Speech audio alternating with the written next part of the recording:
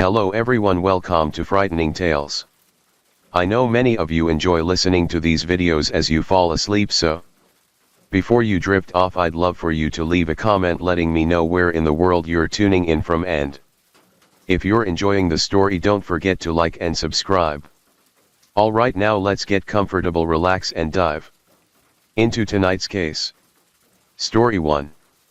This was the last the world saw of Raymond Rettima, jailed for life for killing 7 people. This man was convicted of slaughtering 7 people, including his own children, and as you can see, he still had the audacity to blow a kiss at the camera as if nothing had happened. That eerie moment alone cements him as one of the most cold-blooded mass murderers in New Zealand, and the name starts with Raymond Wayne Rettima, a man whose actions shook the peaceful town of Masterton, a place where people believed they were safe, where families built their lives, and where crime on such a horrific scale was nearly unthinkable. But in June of the year 1992, that belief was shattered forever. Masterton at that time was a relatively small and tight-knit community known for its rural charm and quiet suburban life. Located in the Wairarapa region, the town was surrounded by lush green farmland, rolling hills, and a landscape that painted a picture of serenity. The economy was primarily driven by agriculture, with sheep farming being one of the dominant industries. Many of the town's residents either worked in farming or in supporting industries such as wool processing, small-scale manufacturing, and retail. The pace of life was slow and predictable, and violent crime was a rarity. However, beneath this picturesque surface, economic struggles were beginning to take root. The early 90s saw New Zealand grappling with the effects of economic reforms from the previous decade. Many families, particularly those in working-class communities like Masterton, were feeling the pressure of rising unemployment and financial instability. Jobs were scarce, wages were low, and welfare support was often inadequate for someone like Rettima, who was already struggling to provide for his family. These factors only added to his growing frustration and desperation. Now, while there's not much known about the early life of Rettima or even how he met his wife, what we do know is that by the beginning of that fateful year, his life had begun to spiral downward. At the age of 25, Rettima and his wife Toni were struggling to keep their heads above water. Financial hardship weighed them down, making it impossible for them to keep up with the rising rent. With 3 young children to care for, they were forced to move into Toni's parents' home on Judd Street, Masterton. Living under the same roof as extended family members wasn't easy. The house was crowded, tensions were high, and Rettima's relationship with Toni was crumbling under the pressure. Arguments became more frequent, emotions ran high, and resentment festered. It was in this suffocating environment that the seeds of rage were planted. As the months dragged on, Rettima's anger only grew. It wasn't just the financial struggles, though they played a significant role. It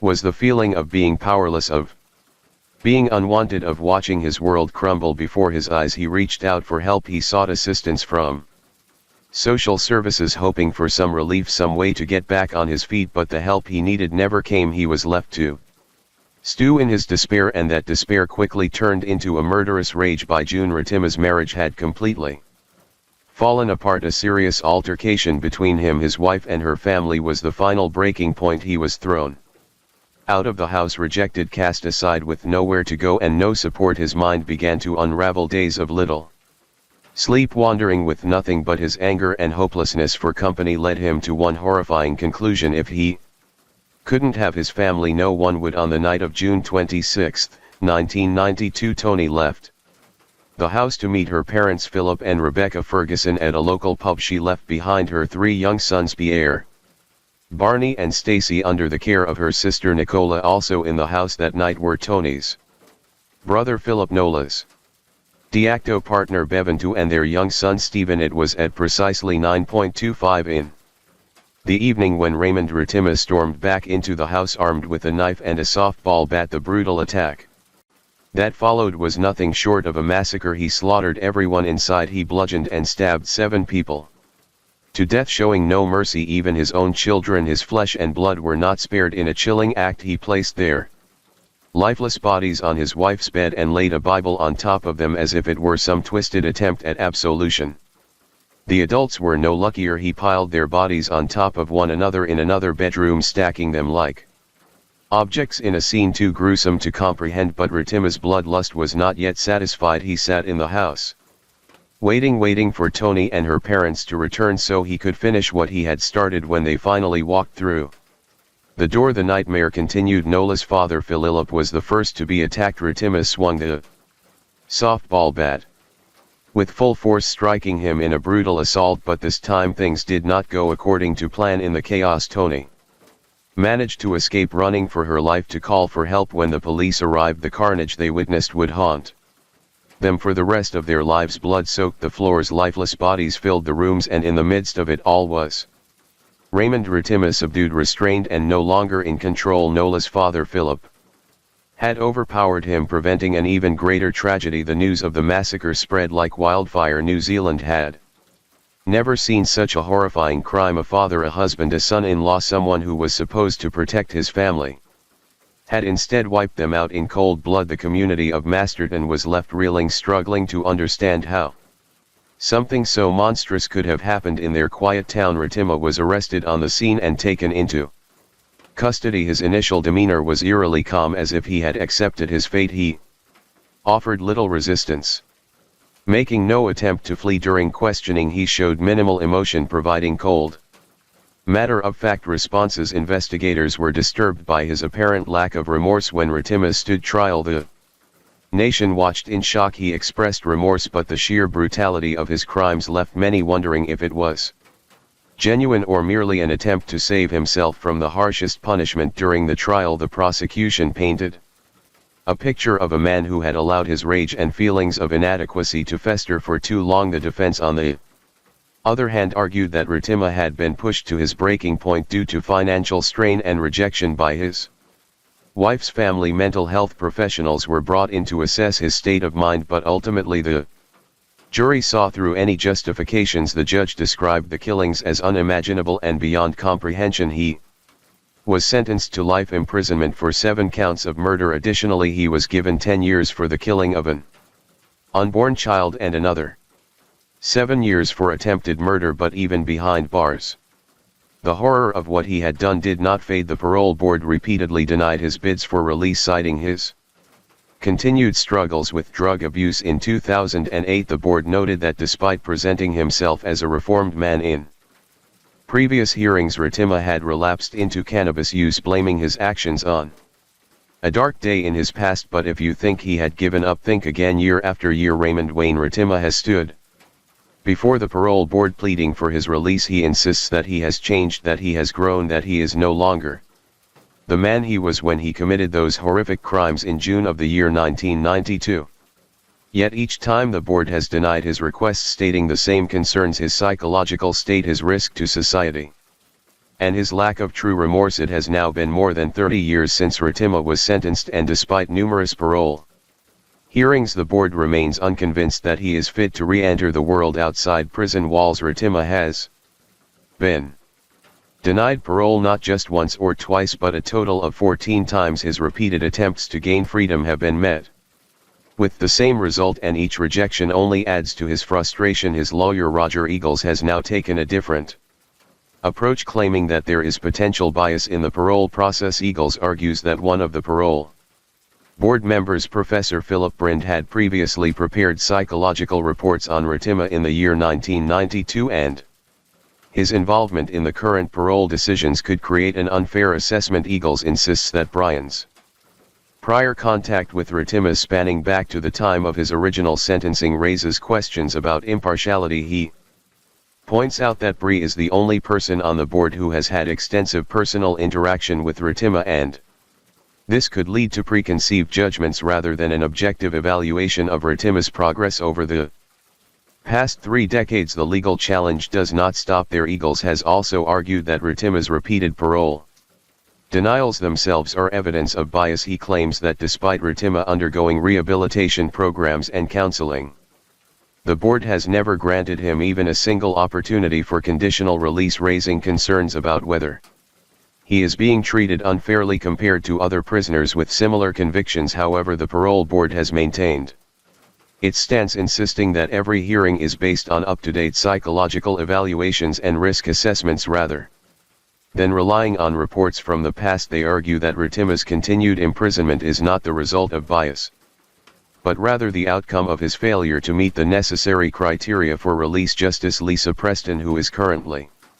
reviewing the case, has questioned why Ritima himself did not object to Brian's presence on the board. Eagles responded by saying that it was not Ritima's responsibility to point out the issue, as he lacks the legal expertise and education to fully understand the implications of Brian's involvement. Eagles further stated that Ritima has significant academic difficulties due to his background and that it should have been the responsibility of the chairperson to raise the matter. He insists that the failure to do so places an unfair burden on Ritima and undermines the fairness of the parole process. Another point of contention in Ritima's case is the way his parole hearings have been conducted. Eagles has argued that previous hearings have gone off track, with the board focusing too much on questioning Ritima about his motivations for the crimes and the impact on his victims. He claims that the discussions have shifted from evaluating whether Ritima is fit for release to revisiting his past, which should not be the central focus of the hearings. Eagles contends that while it is understandable for the board to consider the severity of Ritima's crimes, parole decisions should be based on his rehabilitation and risk factors in the present rather than continuously re-examining the past. In the year 2021, it was revealed that Ritima had begun a relationship with a woman who had suffered childhood trauma. The board expressed concerns about this relationship, fearing that it could be a trigger for another violent episode. Given Ritima's history and the emotional volatility that played a role in his past actions, the board was deeply troubled by this revelation. They questioned whether Ritima was capable of forming healthy relationships or if this new connection was a sign of unresolved psychological issues. Despite attending nearly 100 sessions with a psychologist, board members still believed Ritima lacked insight into his crimes, which made them skeptical of his ability to maintain a stable and responsible relationship outside of prison. The concern was not just about Ritima himself, but also about the potential harm that could come to his partner if he were released without proper safeguards in place. During one of his parole hearings, Ritima made a statement that only reinforced the board's concerns. He claimed that he had loved his children and at the time believed he was putting them in a better place by taking their lives. The statement sent chills down the spines of the parole board members, as it suggested that Ritima still harbored a distorted sense of justification for his actions rather than fully accepting the gravity of his crimes. His words implied that he had once rationalized them as an act of mercy. The board saw this as a major red flag, an indication that Ritima had not yet reached the level of self-awareness and accountability required for parole consideration. Despite these concerns, reports from inside the prison indicate that Ritima has generally maintained good behavior. He has been described as respectful within the prison environment, and there have been positive reports about his work while incarcerated. Additionally, corrections has stated that there is no further need for additional rehabilitation programs, as Ritima has already completed the necessary courses. However, even with these positive notes, the parole board has remained firm in its decision to keep him behind bars, stating that good behavior in a controlled environment does not necessarily translate to safe behavior in the outside world. In his most recent parole hearing in the year 2024, Ritima made a significant admission. For the first time in over 3 decades, he acknowledged that the killings were intentional. This directly contradicted his previous claims that the murders were not premeditated. While this confession marked a departure from his earlier statements, it still failed to provide clarity on the most crucial question: why, despite finally admitting his intent, Ritima refused to explain his motives, leaving the victims' families and the parole board unsettled. During the hearing, he expressed deep regret, stating, "I was a very selfish man for what I did. All I can say is that I really regret full-heartedly the decision that I made in order to kill all those many children and adults. I hate myself for what I've done." However, the parole board remained skeptical. They pointed out that his changing narrative over the years only raised further concerns about his credibility. Given his history of inconsistent explanations, the board questioned whether this newfound admission was genuine or simply another attempt to manipulate the system in his favor. The victims' families continued to oppose his release, maintaining that Ritima has never fully explained his actions or shown true remorse to them. His admissions mean little without an honest, clear acknowledgement of why he did what he did. Many still believe that Ritima poses a danger to society and should never be granted parole. In response to these concerns, the board recommended that Ritima be transferred to a special treatment unit for violent offenders. However, he resisted the move, arguing that it would be a step backward in his rehabilitation rather than a constructive measure. Despite his efforts, the parole board once again denied Ritima's release. The ruling made it clear that while his latest statement represented a shift, it was not enough to justify granting him freedom. The board emphasized that public safety remained their top priority and that Ritima's risk factors had not diminished to a satisfactory level for now. Raymond Wayne Ritima remains in prison. His next parole eligibility will come in the year 2025. Whether he will finally succeed in persuading the board remains uncertain. However, given his long history of denied applications, changing statements and ongoing concerns from the victims' families, his path to release remains as difficult as ever. Story 2. Between 1977 and 1993, the strangled bodies of these 6 women were discovered in secluded areas around Kansas City, Missouri. But before you start thinking this is about Henry Wallace, the Charlotte Strangler, or Anthony Soule, the Cleveland Strangler, which we've already covered, this is a completely different case. It remained a mystery for decades until DNA advancements finally exposed the truth. And unlike the others, this killer managed to escape justice for decades, only to keep insisting he's innocent, even after being directly linked to his victims. In fact, here's what he had to say: "Because you believe you're an innocent man? No, I don't believe it. I know I am okay." And here's what his peers have to say about him: "He was always eager to help or happy to help, and he never complained. He just did his job and did it with a smile." We've heard it time and time again: people who seem harmless, the kind you'd never suspect, turning out to be cold-blooded serial killers. And after covering so many cases, one thing stands out: most of these killers targeted vulnerable women. Why? Because even back then they knew the harsh truth that if a woman went missing, the cops wouldn't care. In this case, it's a chilling example of exactly that. It all started with Stacy L. Swafford, a 17-year-old girl who had run away from home and was trying to survive on the streets of Kansas City. Her body was found on April 17, 1977, face down in a vacant lot. An autopsy confirmed she had been strangled. Her mother, Georgina, never recovered from the loss and eventually passed away from alcohol poisoning, holding on to the belief that she would see her daughter again in heaven. Then came Gwendolyn Kasian, the youngest of the victims, just 15 years old. She was found on January 23, 1980, her body left behind a building with wire wrapped around her neck and wrists. She had been working as a prostitute and her father had reported her missing only a day before, though he hadn't seen her for over a week. Her death, like the others, was ruled as strangulation. Margaret J.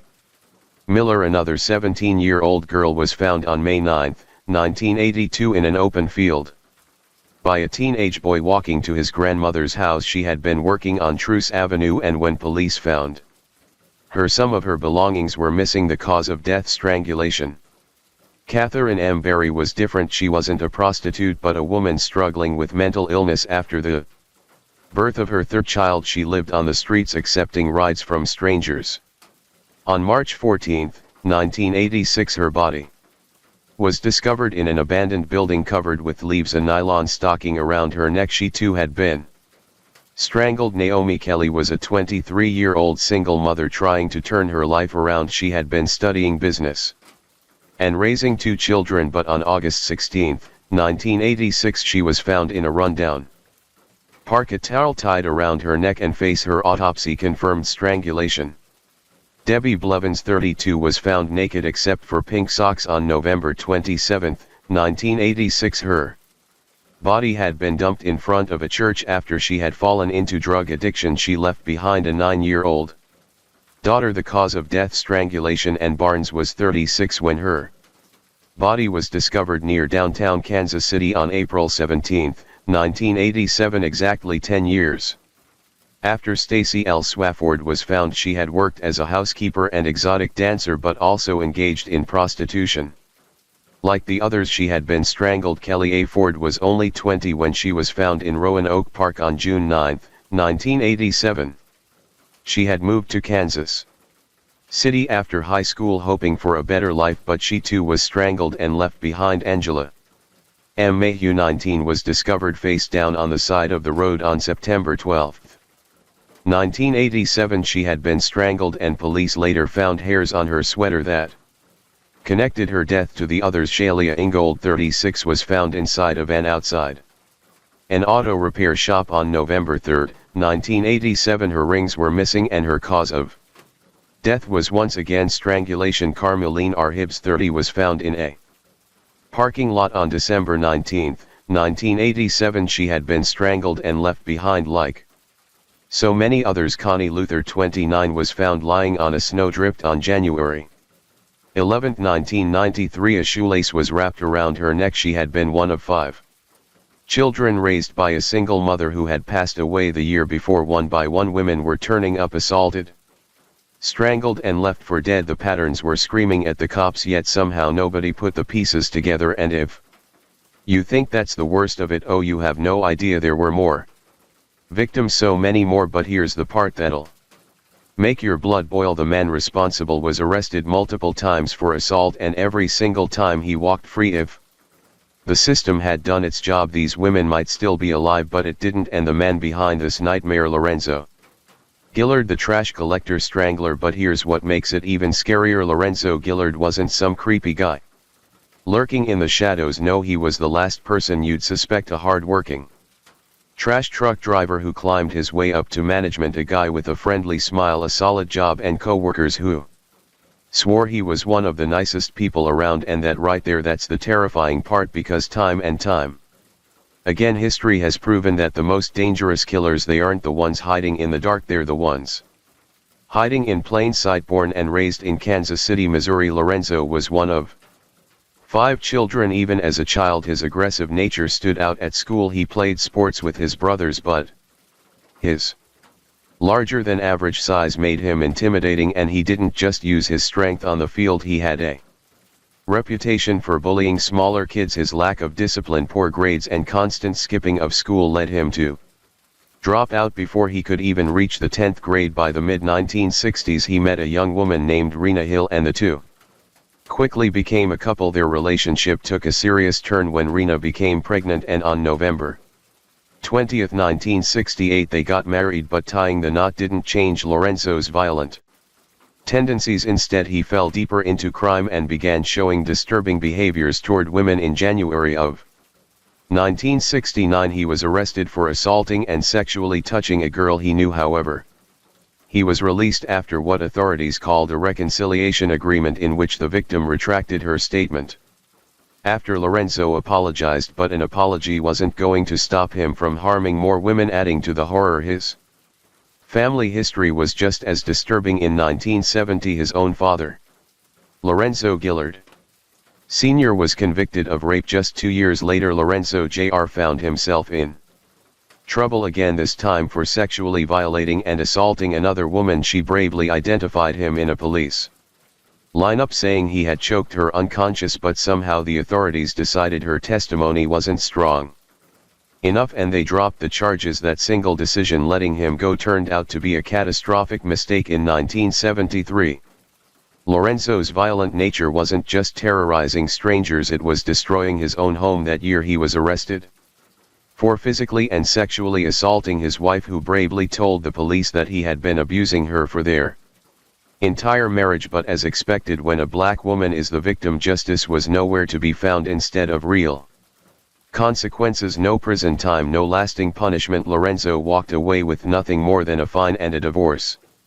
Just like that, he was free to do it all over again. This man was beyond despicable. Not only was he abusive toward his wife, but he was aggressive toward other women in public, and the worst part, the police did absolutely nothing. Then in February of 1974, he was arrested again, this time for attacking a 25-year-old exotic dancer. She identified him in a lineup, but just like before, the charges were magically dropped because of a so-called reconciliation agreement, and then just 5 months later he did it Again this time he went after a 13-year-old girl, a child. She was the daughter of a friend, and he assaulted her near the Missouri River, but when the girl changed her statement the charges were dropped again, so let that sink in. A fully grown man harmed a 13-year-old and he still walked free. However, this time he got a tiny bit of punishment, if you can even call it that. He was convicted of an unlawful act with a minor and sentenced to 9 months in jail. 9 months, that's it, less than a year, not even long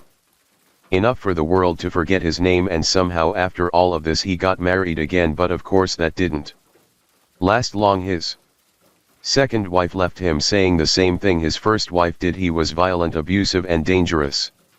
Then in the late 1970s he got married a third time. Can you believe it? Even with all the evil he had done, he still managed to convince another woman he was worth marrying. By 1979 he was back at it again. This time he attacked a young couple, assaulting the woman and threatening to kill her fiancé. Both victims identified him as their attacker, yet somehow at his trial in September of 1980 a jury acquitted him due to lack of evidence. A few months later he was arrested for aggravated assault against his third wife, and guess what? Another joke of a punishment, a fine and another divorce. That's it, he walked free yet again. Then came 1981 and things escalated to an entirely new level of horror. He attacked his ex-wife not once but twice. The first time he knocked out her front teeth, the second time he stabbed her in the hand with an ice pick. Surely this had to be the moment they finally locked him up. Right? Wrong. He was charged with third-degree assault but was let off with probation. Fast forward to 1991 and surprise, surprise, he was arrested yet again, this time for theft, but he paid $3,500 in bail and walked free. The following spring he finally received 4 years in prison, not for his past violent crimes, not for hurting women, not for assaulting a child, but for violating his probation. Imagine that, all the women he hurt, all the lives he destroyed, and what finally put him behind bars was violating probation, not the blood on his hands, not the years of trauma he inflicted, just a probation violation. And here's another twist in this nightmare story: his sister Patricia Dixon was just as deadly. In 1983 she was convicted of murdering a client while working as a prostitute and was sentenced to 11 years in prison. Then came January 10, 1983. Lorenzo was released from prison only to be thrown back in shortly after, when he was arrested in Wyandotte County, Kansas for making bomb threats. But just like every other time, his stay in jail didn't last long. By late 1985 he was back on the streets, free to continue his life as if nothing had happened. In January of 1986, he landed a job as a garbage man at Defend Disposal Service, where his father worked in the maintenance department. Just a regular guy with a regular job, living a regular life, at least that's how it seemed. But the truth: Lorenzo's past was far from forgotten. On December 23, 1987 he was arrested and interrogated as a potential suspect in the murder of 36-year-old Sheila Ingold. The police took his blood sample, hoping it would tie him to the crime, but just like every other time, there wasn't enough evidence to keep him locked up, and so he walked free once again. By 1991 he had married for a fourth time, somehow still managing to convince women that he was a decent man. Not only that, he was promoted to company supervisor, giving him control over multiple garbage disposal teams in different parts of Kansas City. But karma has a way of creeping up even on those who think they're untouchable. In July of 1996 one of Lorenzo's neighbors went to the police accusing him of sexual harassment. She claimed that the harassment had been happening since September of 1995, nearly a year of torment, and yet even after she came forward no charges were brought against him. The result: she was the one who had to leave. She moved away, forced to uproot her life because law enforcement refused to help her. That's the reality of the world we live in. When justice fails, victims are left with no choice but to save themselves. But something strange happened after that. Lorenzo seemed to go quiet from 1993 onward. There were no known crimes attached to his name. Friends and acquaintances began speaking about him in a positive light, as if his past had somehow been wiped clean. That is until 2001, when the Kansas City Police Department received a multi-million-dollar federal grant to re-examine cold Cases using new DNA technology, and that's when the truth finally surfaced. The blood sample taken from Lorenzo back in 1987 was tested again, and this time there was no escaping justice. Lorenzo Gilliard was conclusively linked to the murders of 6 women, including Sheila Ingold, the very woman he had been suspected of killing years before. But that wasn't all. Circumstantial evidence connected him to 6 more murders, bringing the total to at least 12 victims. His victims, women between the ages of 15 and 36, had all been killed the same way: strangled with nylon stockings, shoelaces, or wire. Their bodies were dumped in landfills, snowdrifts, abandoned buildings, vans, fields, and parking lots, discarded like trash. And yet, despite the pattern, despite the overwhelming number of victims, no one had rushed to solve their cases. No one had sounded the alarm that a serial killer was hunting women in Kansas City. Why? Because of who his victims were. Most of them were sex workers, women whose society had already turned its back on. Their deaths barely made the news. Their cases were brushed aside. No headlines, no national coverage, no public outcry. Just another woman found dead in a landfill, barely more than a footnote in history. In addition to the women we already know Lorenzo Gilliard killed, there were others, women whose lives ended in the same brutal fashion, discarded as if they never mattered. Investigators suspected more victims, but not all of their names were made public. Then on June 23, 2006, a breakthrough came. DNA analysis linked Gilliard to yet another murder. Helga Kruger, a 26-year-old Austrian immigrant, came to America chasing the promise of a better life. Instead, in February of 1989, she met a violent and tragic end. Her body was discovered strangled with a towel. The eerie similarities between her death and the others painted a chilling picture, almost like a ritual. Yet for years no one connected the dots, and that's the real tragedy. These women were forgotten because they were seen as disposable. They weren't high-profile cases, they weren't wealthy, and many of them didn't have families desperately searching for them. Some weren't even reported missing. They were women who slipped through the cracks of society, making them the perfect prey for a man like Lorenzo Gilliard. And it wasn't until January of 2007 that Gilliard's luck ran out. His attorneys struck a deal with prosecutors. If he agreed to waive his right to a jury trial, the death penalty would be taken off the table. It was a desperate move, but one that ensured he would at least have the slimmest chance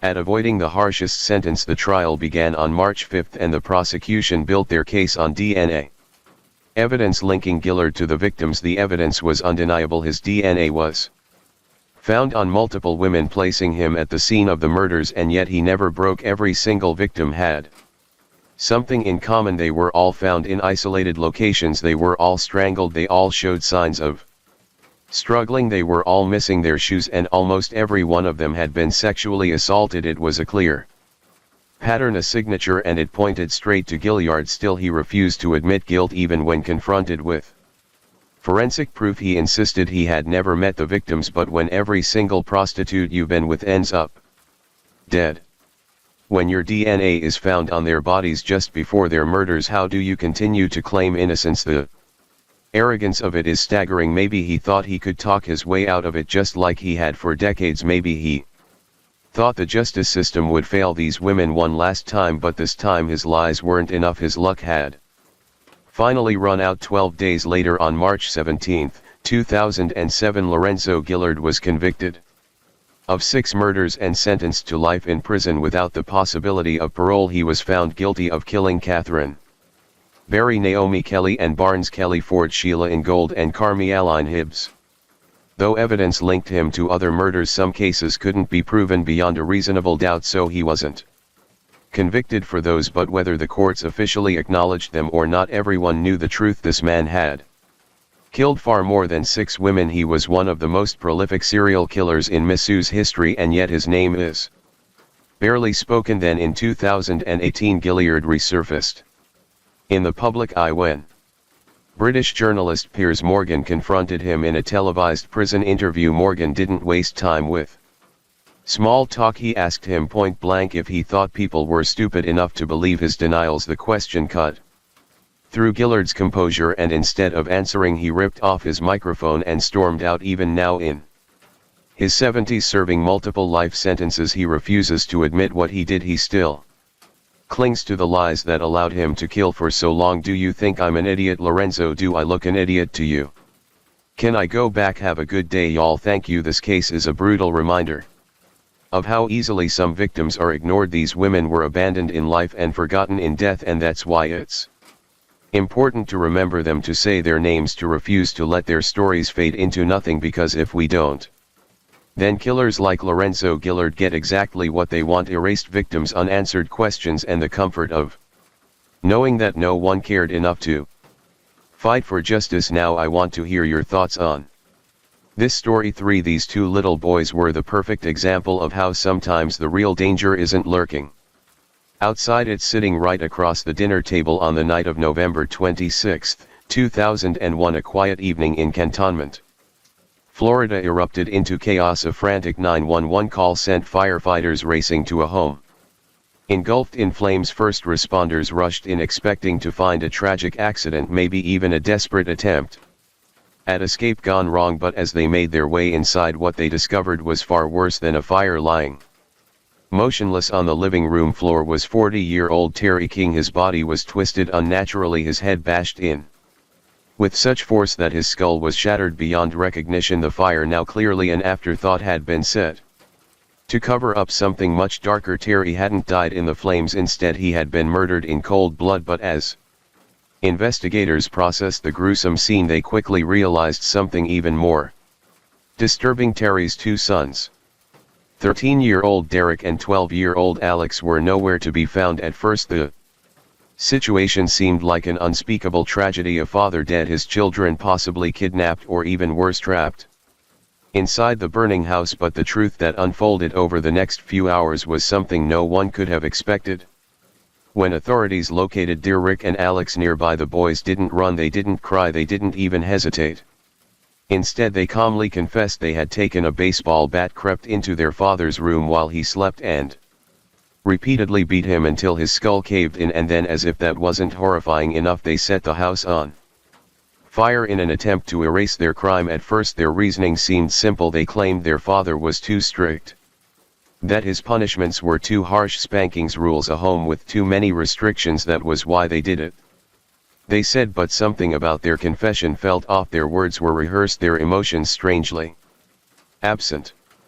And then, just as quickly as they had admitted to the crime, they changed their story. Now they said they weren't acting alone. A new name surfaced: 40-year-old Ricky Chavez, a local man who had been a family friend. According to the boys, Chavez had manipulated them, convinced them to kill their father, and after the crime took them in, washing their bloody clothes and coaching them on what to say. He had given them a place to stay, a place where they wouldn't have to follow rules or face their father's discipline. But when pressed for details, the story changed yet again. Suddenly, Derek and Alex claimed that they never killed their father at all. Ricky Chavez had done it. They insisted he had beaten Terry to death, then forced them to take the blame. Each new version of events contradicted the last, leaving investigators struggling to separate truth from lies. But then a chilling revelation came to light, one that would shake the case to its core. Alex revealed that his relationship with Ricky Chavez wasn't just that of a family friend.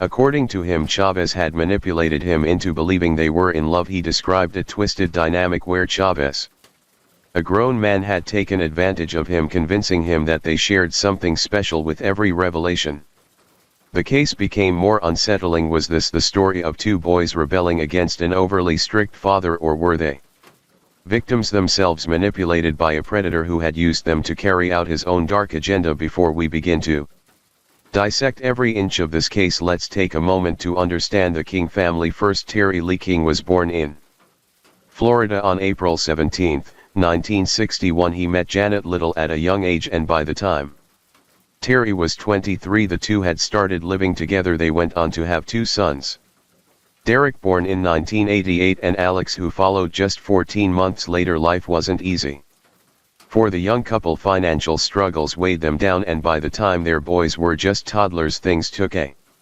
turn for the worse. Their relationship fell apart, but even after breaking up, Terry and Janet continued living under the same roof for about 2 years. During this time, Janet gave birth to twins fathered by another man. Despite their Split. Terry attempted to co-parent all 4 children with Janet, trying to make the best of a complicated situation, but raising 4 young children with limited resources became overwhelming. Desperate for a solution, the couple turned to the Heritage Christian Academy, a church-run institution that provided shelter for struggling families. The director introduced them to the idea of open adoptions, assuring them that their children would live with new families while still staying in touch with their biological parents, believing this was in their children's best interest. Terry and Janet made the heartbreaking decision to give them up soon after Janet moved out of Terry's home, leaving him behind to start over. Terry picked up another job, but it paid little and he was barely getting by. 8 months later, another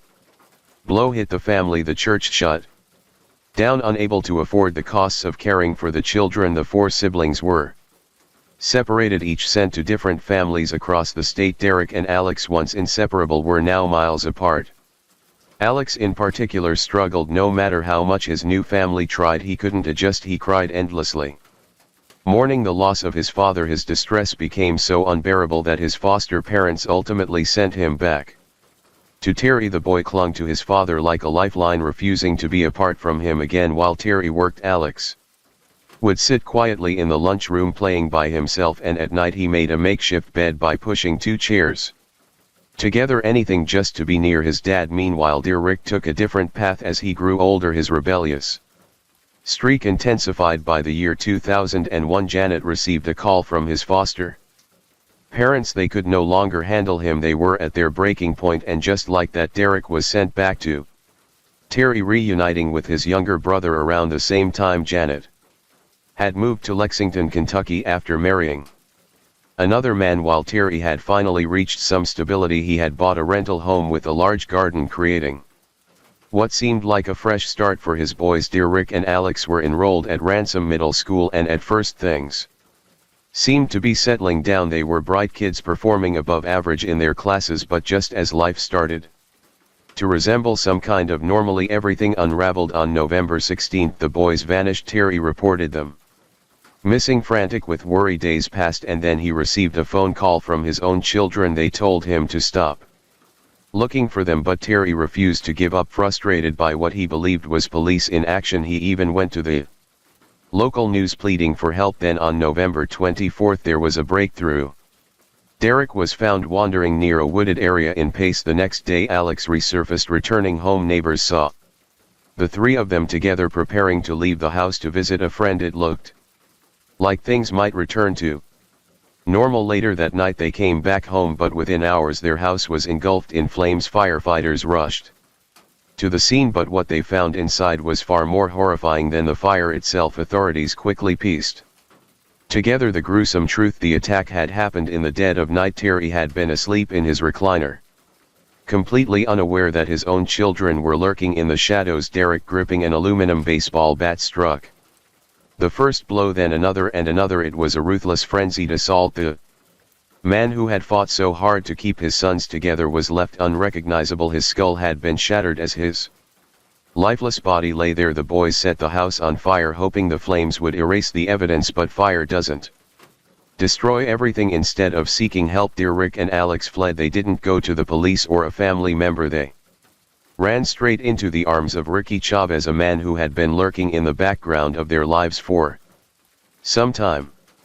Chavez wasn't just a family friend, he was a convicted felon with a troubling history. While Terry had been busy working hard as a single father, Chavez had been keeping a watchful eye on his boys, offering them an escape from their strict household. His home was their hideaway, a place where rules didn't apply. Investigators soon uncovered disturbing details. Chavez had more than just a casual friendship with the boys. He had introduced them to alcohol and marijuana, blurring the lines of authority. But the most unsettling revelation came from Alex himself. He confessed that he and Chavez weren't just friends, he claimed they were lovers. Chavez had manipulated him, convinced him they were in love. Authorities found letters, love notes written by Chavez to Alex, diary entries from the young boy professing his devotion to the 40-year-old man. It was clear this was grooming, and it raised a terrifying question: had Chavez orchestrated the murder of Terry King? To understand just how deep Chavez's influence ran, you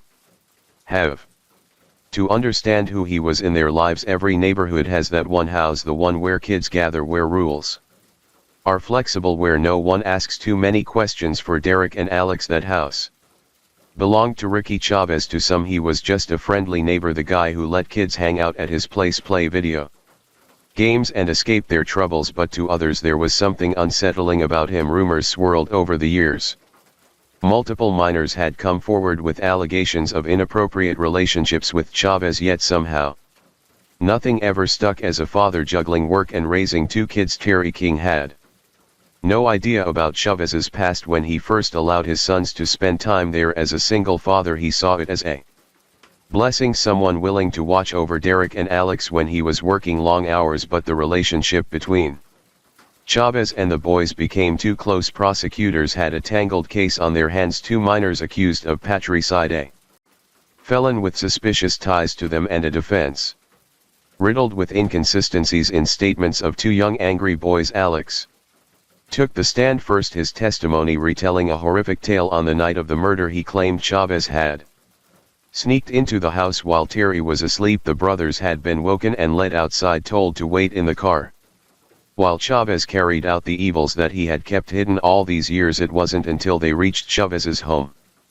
that he revealed the truth. Terry, their father, was dead. The crime, he insisted, had been for them. The alternative, he allegedly warned, was far worse. Terry would have never allowed them to live with Chavez, even if it meant taking their lives himself. As the jury absorbed the disturbing details, Derek King supported his brother's version of events. Though his emotions overwhelmed him, he spoke of how Chavez had promised them a better life, a life where they would be free, taken care of, and given everything they wanted. Yet as he tried to put into words the gravity of what had happened, his composure shattered, which revealed the confusion of a child caught in the midst of something far beyond his understanding. With the prosecution's case laid out, the defense turned its attention to one crucial element, the confession. When the boys had first been arrested, they had admitted to the crime, offering chilling descriptions of their father's final moments. The defense seized upon this and argued that their detailed account clearly showed they had been present during the attack, not waiting outside in Chavez's car as they now claimed. The jury deliberated,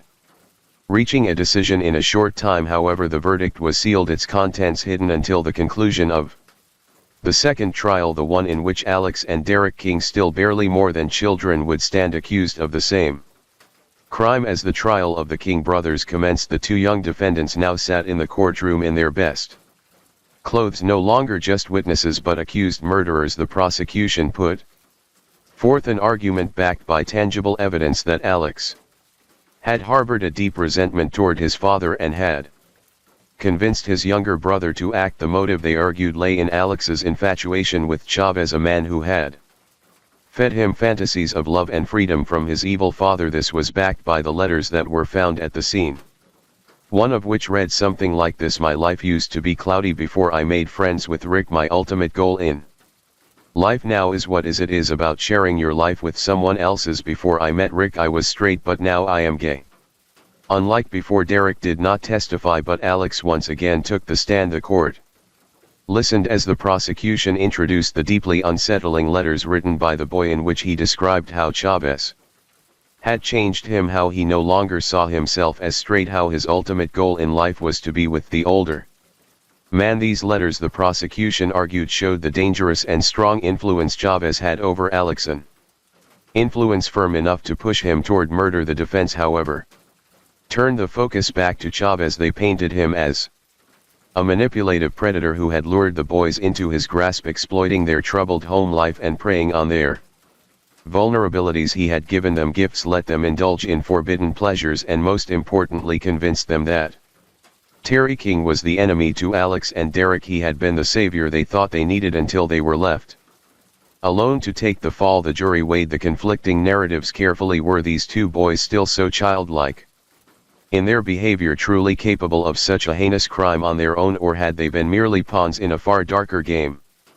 The final answer came swiftly. In just 5 hours the verdict was in. Alex and Derek King were found guilty. Their knowledge of the crime scene, their shifting testimonies, and their own confession ultimately convinced the jury that they had been present when their father was murdered. Yet the court also seemed to Acknowledge the complexities of the case as most children their age. Prepared to return to school. Alex and Derek King. Prepared for a very different kind of future, a future inside the walls of Florida's juvenile detention centers. They had entered the world as victims, suspects and pawns in a deadly game, and now they would pay for a crime whose true mastermind remained a mystery in the eyes of many. In an unconventional move, the prosecution tried both Chavis and the King brothers for the same crime. Chavis was acquitted despite the damning letters and his attempts to cover up the murder. The King brothers, however, were convicted of second-degree murder on September 6, 2002, but in yet another twist, the judge overturned their convictions, citing violations of due process rather than face another trial. The prosecution and defense reached a plea deal. Both Derek and Alex pleaded guilty to third-degree murder. Derek was sentenced to 8 years, Alex 7, but was just as truly served. Why did nobody consider the disturbing relationship of a minor with a convicted felon? Almost nobody would ask this question. Derek and Alex King entered prison as children and left as men long after the trials had ended and the headlines had begun to fade. The King brothers still had those who remained invested in their fate. Among them was journalist and writer Catherine Medico, whose interest in their case had shifted from professional to deeply personal. What had started as research for a book had transformed into an emotional bond, particularly with Alex. She had spent months exchanging letters with him, their conversations stretching over long phone calls, but it wasn't until late 2002 that she finally met him in prison. From the moment they were face to face, she felt an instant connection. As though he were a child in desperate need of care. Catherine was not alone in this sentiment. In different corners of the country, strangers had been drawn to the case, outraged by the way two children had been thrust into the adult legal system. Their frustration turned into action, culminating in the formation of the King Brothers Trust in 2003. Lisa Drew Alton spearheaded the initiative, determined to provide support for the boys once they were released. It was, she believed, a gesture of faith and assurance that despite their past they would not have to navigate their future alone. Among those who became involved was Dan Dalyali, a widower, author and freelance writer from Texas. Through online discussions about the case, he had connected with Lisa, who suggested he send Derek books in prison. A simple act of kindness turned into something much more when he received a heartfelt thank you letter from the boy. That letter marked the beginning of an unexpected friendship. Over time they corresponded frequently, and Daly made the long drive to Florida several times to visit Derek behind bars. He was struck by the boy's openness, the way he spoke about his guilt without hesitation. For Daly, the relationship was not about the notoriety of the case, but about helping a young life find direction after a tragic past. As Alex and Derek spent their formative years behind bars, these unlikely supporters waited for them on the outside, but there remained a looming question: were the boys worth saving? Would they emerge from prison rehabilitated, or would they become hard-hearted criminals like so many before them? When Alex King finally walked free, he did not dwell on the past. At 19, nearly a year and a half out of prison, he presented himself as someone who had left the darkness behind. He had built a new life, one he never imagined possible, with a family that embraced him as one of their own. Prison had changed him, though for years he had felt emotionally numb, disconnected from reality. The full weight of his circumstances had not sunk in until he made a reckless mistake, one that nearly cost him his freedom all over again. In April 2005, with 3 years remaining on his sentence, Alex and another inmate attempted an escape. Their plan had been amateurish at best, stuffing their beds to make it appear as though they were still sleeping, then slipping into a classroom where they attempted to climb through the ceiling. The plan failed, and they found themselves right back where they started, caught before they even had a chance to make it beyond the walls of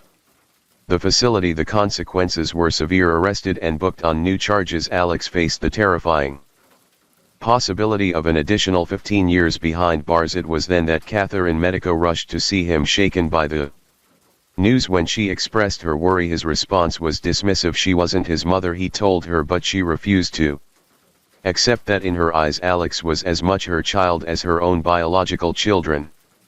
Something in that moment shifted. The next time she received a letter from him, it was addressed simply, "Dear Mother."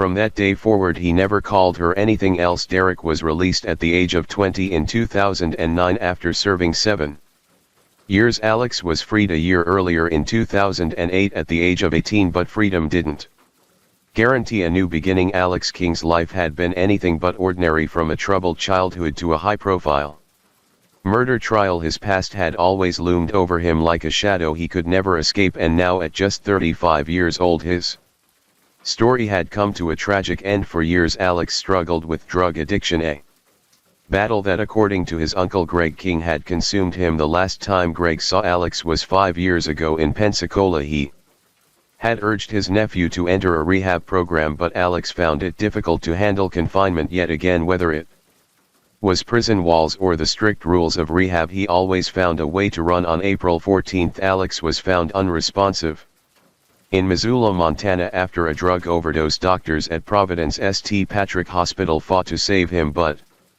the damage had been done. It wasn't his first overdose in recent weeks. In fact, the doctor treating him recognized him immediately. Alex had already been in the hospital several times before this time around. However, he wasn't so lucky. His heart had stopped. Medical staff worked desperately to revive him, but after days on life support, Alex King was declared legally dead on April 23, 2024. His family gathered for a final goodbye, though not in person. His last moments were witnessed through a screen, a heartbreaking farewell from miles away. He had once been the boy at the center of a case that captivated the nation, the child who made a confession that changed everything. But in the end, Alex King was just another lost soul caught in the tight grip of a past that never let him go. And Ricky Chavez, he remains incarcerated, serving a 35-year sentence, not for murder but for false imprisonment and being an accessory to the crime. The murder of Terry King also ignited a media firestorm. Were the boys victims of abuse or cold-blooded killers? A book, a perversion of justice, a Southern tragedy of murder, lies, and innocence betrayed, argued that they were innocent, but Assistant State Attorney David Reimer had his own take. There will always be people who believe Derek and Alex are innocent, just like there will always be people who believe that Michael Jackson is innocent. The murder of Terry King was not just a local tragedy, it became a nationwide sensation, dividing public opinion and sparking heated debates about justice, abuse, and manipulation. One of the most controversial takes on the case came from authors Catherine Medico and Molly Barrows in their book A Perversion of Justice, a Southern Tragedy of Murder, Lies, and Innocence Betrayed. The book painted the King brothers not as cold-blooded killers but as victims, children caught in a web of manipulation and discrepancies in the legal system. It suggested that the justice system failed them, raising a question that left goosebumps. Were the boys innocent all along? Years after their release, dear Rick and Alex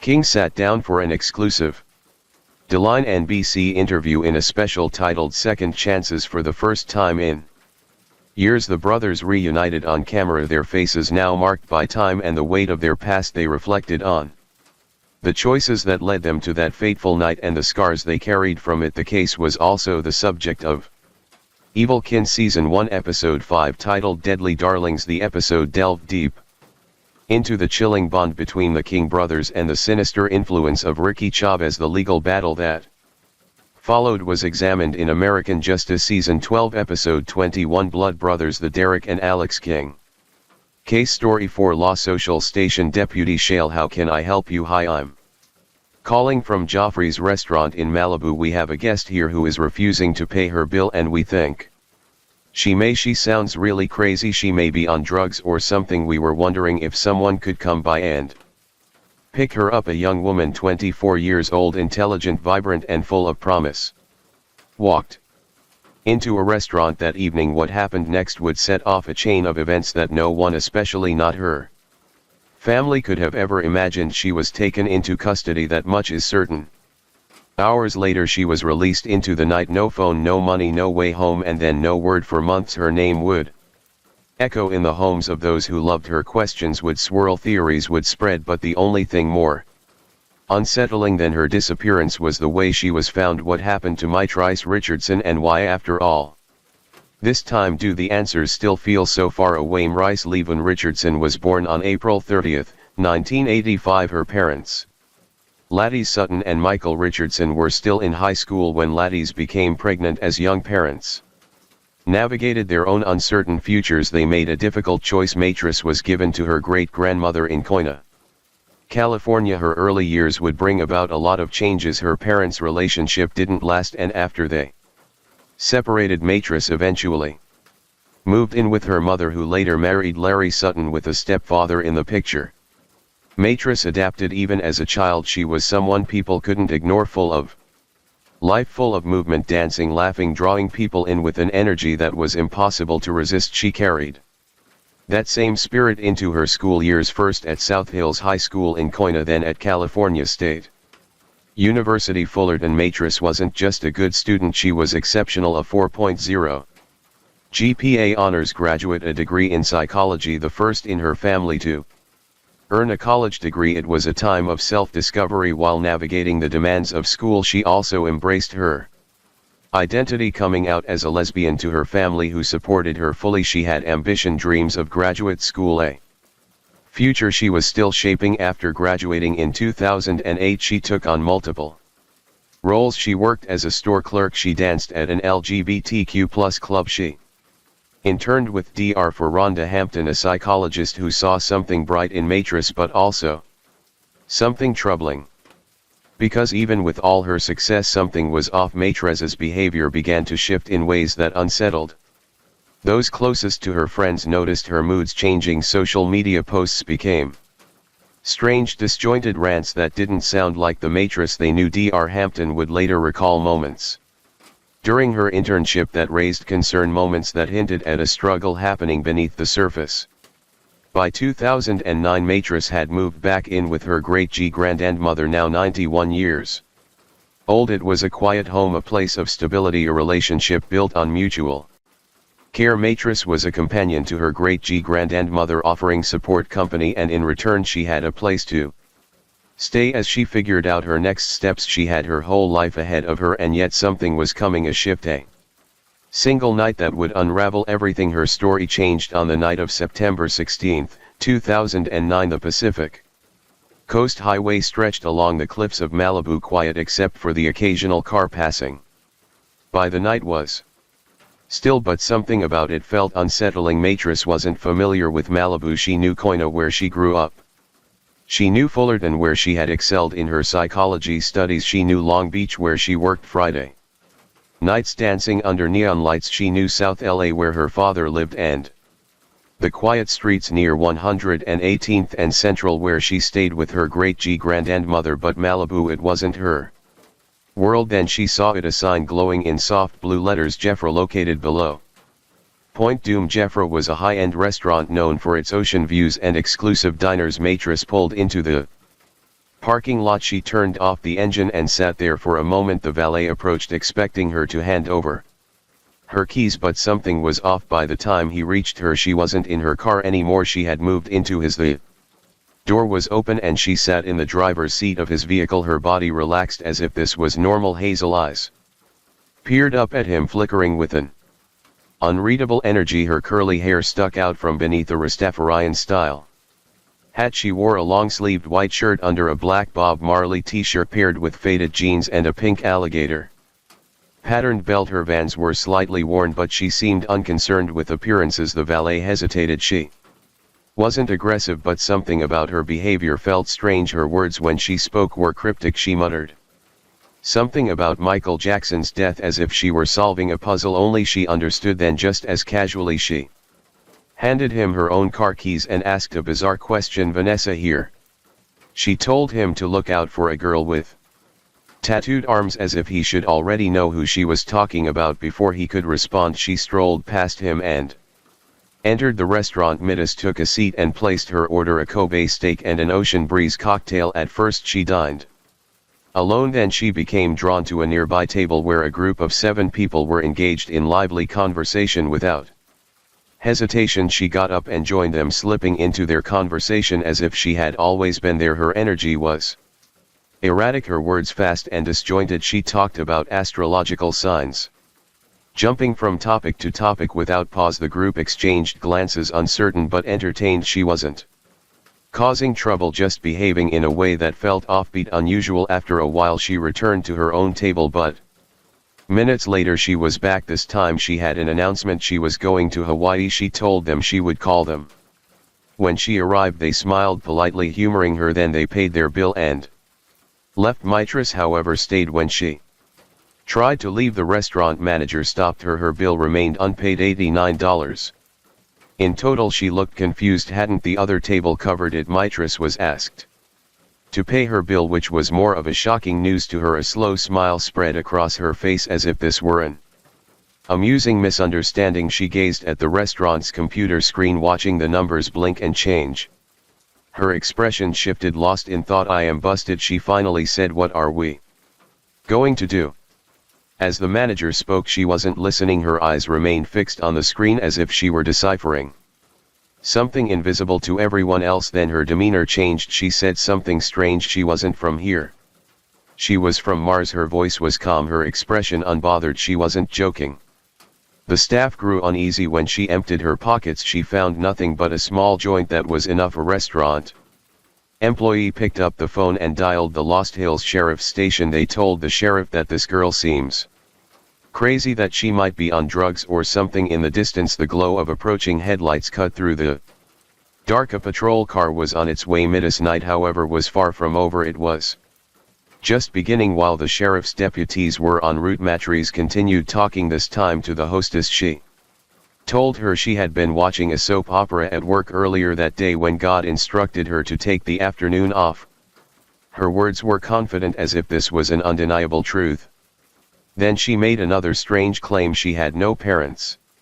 She said just her great-grandmother Mildred. Concerned, the hostess decided to call Mildred. When the elderly woman answered, her voice was filled with worry. She quickly offered her credit card number to pay the bill, but there was a problem. The restaurant required a signature. The 90-year-old Mildred was unable to help. She was still on the phone at around 9 p.m. when the Lost Hills deputies Frank Brower, Armando Loro and John McKay arrived. The manager quickly filled them in on what had happened and described Matra's bizarre behavior. One of the deputies took the phone from the hostess and spoke to Mildred, who pleaded for them to take care of her great-granddaughter. Then the phone was passed to Matrice. She sounded completely unfazed, as if nothing about the situation concerned her. Mildred, however, was not amused. You put that phone close to your ear, she warned. They're getting ready to take your black ass to jail. Her words carried the weight of experience, the urgency of a grandmother who knew trouble when she felt it. After the call ended, Mildred wasted no time. She immediately dialed another number. Lottie Sutton, Matra's mother. Matrice's mother was already worried when she found out her daughter had been arrested. She called the sheriff's station before Matrice had even arrived. Would they be releasing her that night? She wanted to know. Okay, I'm her mother. Are you guys going to book her and then release her on her own recognizance tonight? Because it's dark, she doesn't have a car, and I don't want her wandering out. I'm totally just taken aback because this is so out of character for her, and you'll see when she comes in. She's well spoken. I think the only way I will come and get her tonight is if you guys are going to release her tonight. If she's going to be held in custody for some type of arraignment tomorrow, then I will wait until tomorrow. She definitely has no place. I mean, she's not from that area, and I would hate to wake up to a morning report I'm lost somewhere with her head chopped off, so I guess I would have to come and get her. Oh my god, yeah, we're in Agora Hills. The only thing is, at least in this station here she will be separated, so nobody's going to be with her. Lattice was uneasy. Midas didn't know the area, and this kind of behavior, it was so unlike her. She even tried to joke, hoping to ease the growing knot of fear in her stomach. At 12:38 a.m. Matrice was released from the Malibu Lost Hills Sheriff's Department alone, 50 miles from home. No phone, no wallet, no car. She stepped out into the night, disappearing into the darkness. By the time Lattice found out, it was already morning, and then began the journey of going back and forth at the doorsteps of law enforcement, demanding justice for their beloved daughter. For months Midas's name was on top in the missing persons reports. Theories surfaced. Was she working as a prostitute, being held against her will? Her father, Michael Richardson, was convinced he had seen her. In January he was in Las Vegas when he spotted a young woman who walked like Matrice, moved like her. He almost got hit but by the time he reached her she was gone, just like that night in Malibu in the days following Matrice Richardson's disappearance. Her father, Michael Richardson, desperately sought help from local officials. He approached Malibu Mayor Andy Stern hoping to rally support for the search, but instead of finding an ally he was brushed off. Stern, in a hurry to attend a meeting, dismissed Richardson's plea, claiming he didn't have time to stop and talk, but Michael Richardson wasn't willing to be ignored. He decided to test the mayor's priorities. He called Stern's real estate business, disguising his voice and posing as a black professional football player interested in purchasing one of Stern's multi-million-dollar properties. The response was immediate. Stern, suddenly available, eagerly offered to cancel his meeting and show the property right away when he realized he was actually speaking to the same man he had just rejected. Stern was caught off guard and embarrassed. The situation spoke volumes about whose concerns the mayor found worth his time. Tensions between the two escalated in October when Richardson called Stern again to discuss the case. The mayor abruptly hung up later, claiming Richardson had become abusive. Frustrated and desperate, Richardson left voicemails threatening to organize a protest outside the mayor's office. Stern responded by reporting Richardson to the sheriff's department. Despite the slow and reluctant response from local officials, the search for Matrice continued. By November, the city of Malibu finally offered a $15,000 reward for any information leading to her whereabouts. A month later, in December, Congresswoman Maxine Waters intervened, requesting an FBI investigation into the case. In January, law enforcement from the Los Angeles County Sheriff's Department and the LAPD joined forces to conduct a search across the Lost Hills and Malibu Canyon area, but by then crucial time had already been lost. Matrice Richardson was 24 years old when she vanished. At that age, most people are building their futures, but for some it is the first time mental illness manifests in full force. Bipolar disorder, classified as an adult onset disorder, often doesn't reveal itself until a person's early or mid-20s. Witness accounts from the night of her arrest strongly suggest that Matrice was in the middle of a manic episode. Employees at Jeffrey Malibu described her behavior as erratic. She seemed euphoric, talking about astrological signs and claiming she was from Mars. She attached herself to strangers, convinced they would pay for her meal, and when confronted about her unpaid bill she became detached, as if the situation didn't fully register. The restaurant manager noted her fixation on the numerical patterns on a computer screen, her thoughts turning into incomprehensible statements. Her speech patterns, delusions and impulsivity were all red flags, yet instead of recognizing these signs, authorities dismissed them. The sheriff's department did not conduct a proper mental health evaluation. Instead, they released her into the night, alone in a desolate area she had never been to before, without her car, phone or money. After Matrice's disappearance, her father spoke with a restaurant employee who revealed in alarming detail Matrice's car was filled with clothes, purses, books, makeup and stacks of journals, almost as if she had been living out of it. Her friends later confirmed that it wasn't unusual for her to sleep in her car for days at a time. All the signs pointed to a mental health crisis. Her mother, Let Sutton, had called the sheriff's station the night of her arrest, pleading with them not to release her in the middle of the night. She explained that Matrice was unfamiliar with the area and that her behavior was completely out of character, even raising her concerns of finding her daughter's head was chopped off disguised as a joke. But little did she know what she feared would happen if a police officer believes that an arrested person is mentally unstable. They have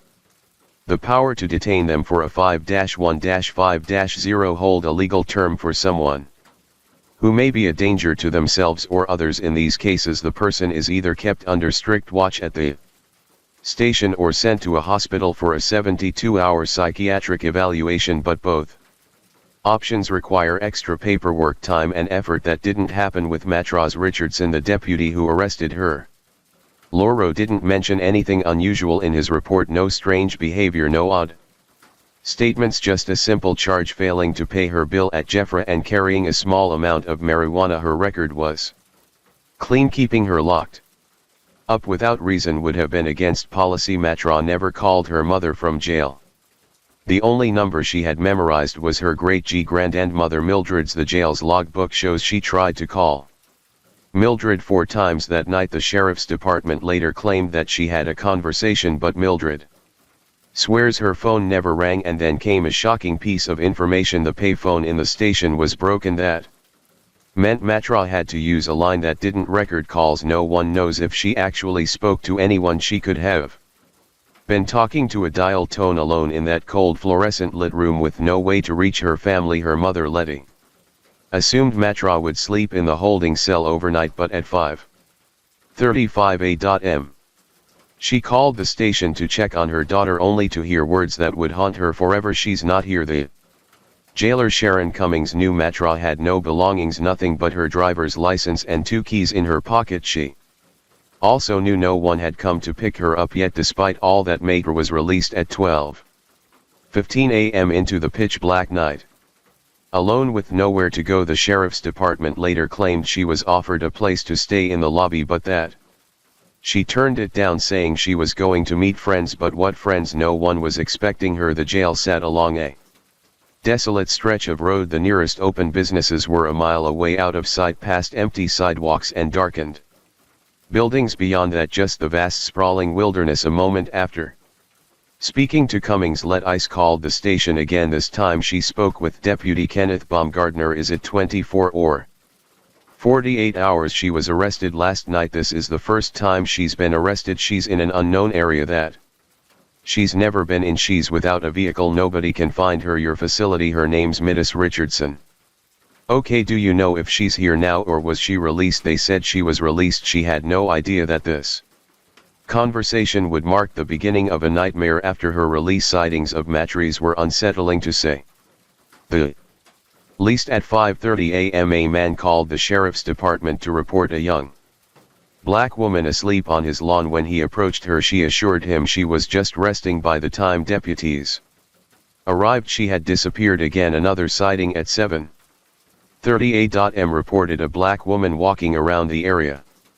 After that, the trail went cold. For months there were whispers that Matri's had been spotted in downtown Los Angeles, and even in Las Vegas. Some theorized she was being held against her will or had been forced into sex work. Remember when her father almost got hit? It happened when he believed he saw her in Las Vegas running into a girl with the same walk and body language as his daughter. The encounter was so eerily familiar that he jumped out of a moving car, risking his own safety just to chase after her. Yet law enforcement dismissed his claims, only taking them seriously when another witness reported something similar. The idea that Matri's had simply vanished without a trace was not just improbable, it was impossible. The sheriff's department justified their decision to release Matri's by stating that she had passed a field sobriety test and showed no obvious signs of impairment, but that reasoning ignored the reality of mental illness. A person experiencing mania does not always appear obviously distressed. They may seem alert, talkative, even overly energetic. That does not mean they are okay. What logical person would choose to be released into an unfamiliar area with no resources in the dead of night? The answer is simple: someone who was not thinking clearly. And yet, despite her mother's urgent warning and all the bizarre behavior witnessed earlier that night, Midas was sent out alone. The Friends group of Pasadena later wrote to the sheriff's department demanding transparency about their nighttime release policies. Why had no mental health assessment been conducted? Why was Matri's not held for further observation when Midas Richardson went missing? People had questions, but when her body was found nearly a year later, the mystery only grew darker. It was a hot August afternoon in 2010 when park rangers made the shocking discovery. They were deep in Dark Canyon, a remote and wild part of the Santa Monica Mountains, checking on an old marijuana farm. The farm had been abandoned after a police raid the year before, but the rangers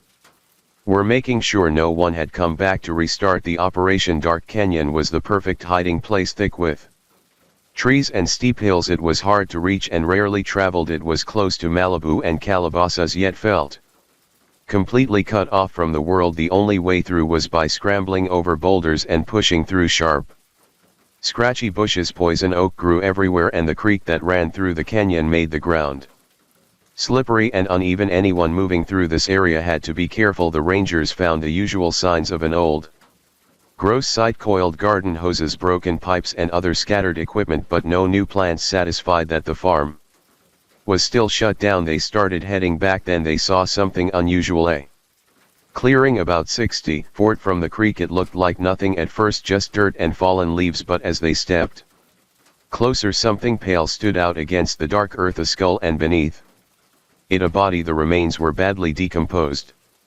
lying in the dirt, uncovered and exposed. The rangers froze. They had come expecting to check on a drug operation, but instead they had walked into something far worse. They immediately radioed for help. The Malibu or the Lost Hills Sheriff's Station, the same station that had released Matris alone into the night nearly a year ago, was alerted.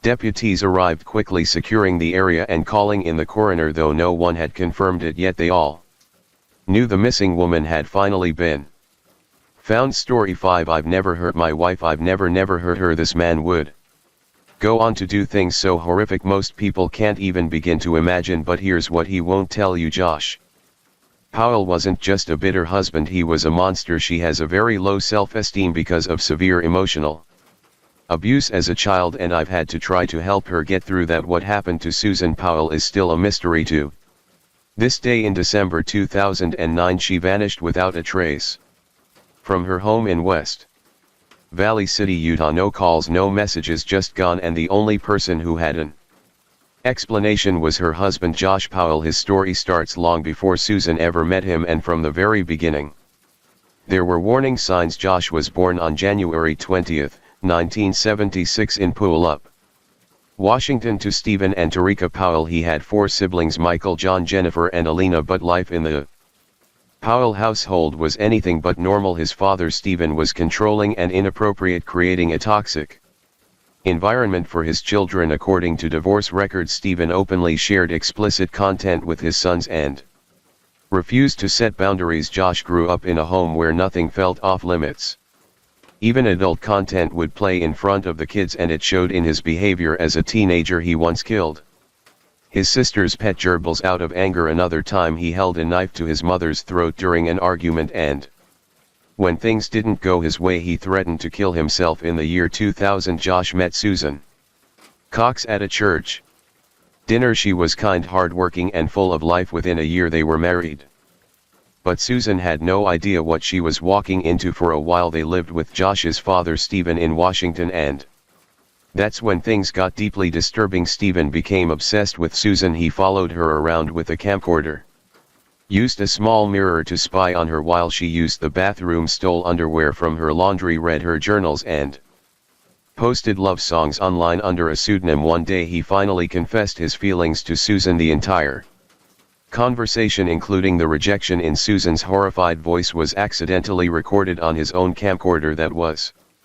the final straw. Josh and Susan packed up and moved to Utah, hoping to put Stephen behind them. For a while things seemed to settle down. Josh and Susan had 2 sons, Charlie and Braden. They moved to West Valley City, Utah, hoping for a fresh start, but behind the scenes Susan's life was becoming more and more suffocating. Susan's friends could see how miserable she was. She told them Josh barely showed her any affection. It was like he was keeping her at arm's length, shutting her out completely. By the summer of 2008, things had hit rock bottom. Josh and Susan were constantly arguing, sometimes in front of their kids. He had become more controlling than ever, making all the decisions and leaving Susan feeling trapped. Their marriage wasn't just struggling, it was crumbling. Josh took complete control of their finances, forcing Susan to rely on him for even the smallest expenses. He cut back on grocery money, refused to buy her new clothes, and even made her account for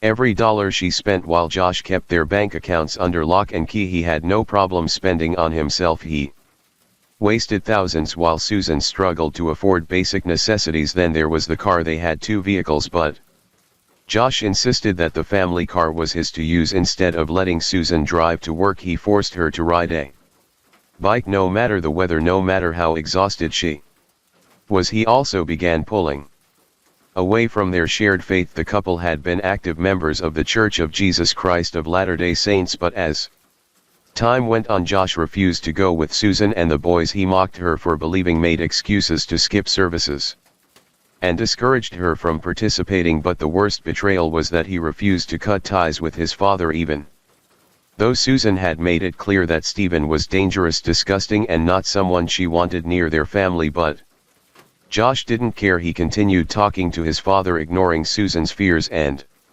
even let their young sons have contact with him. By 2007, Josh had racked up over $200,000 in debt. The financial stress added to their marital problems, and Susan knew things were spiraling, so she started documenting everything. In 2008, she recorded a video showing damage in their home that she blamed on Josh. That same year, she wrote a secret will where she chillingly stated, "If I die, it may not be an accident, even if it looks like one."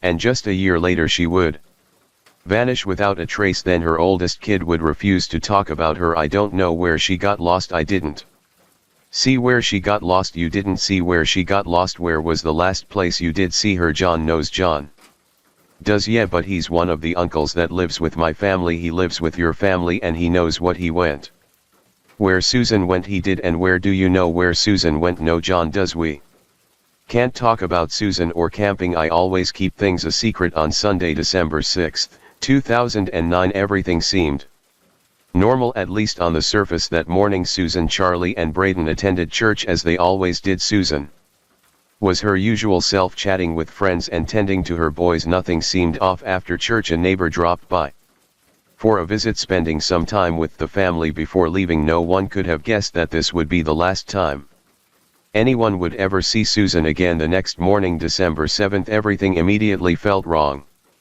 Susan didn't show up to work. She hadn't called in sick, hadn't mentioned taking the day off, nothing. Meanwhile, the boys' nanny noticed that Josh never dropped them off, which was completely out of character. Concerned, she tried reaching the family, but no one picked up. As the hours passed with no word from either Susan or Josh, worry turned into fear. Josh's mother, Tarika, and his young sister Jennifer Graves heard about the situation and rushed to the house. When they arrived, they found the doors locked, the curtains drawn, and no sign of anyone inside. The eerie silence only made things worse.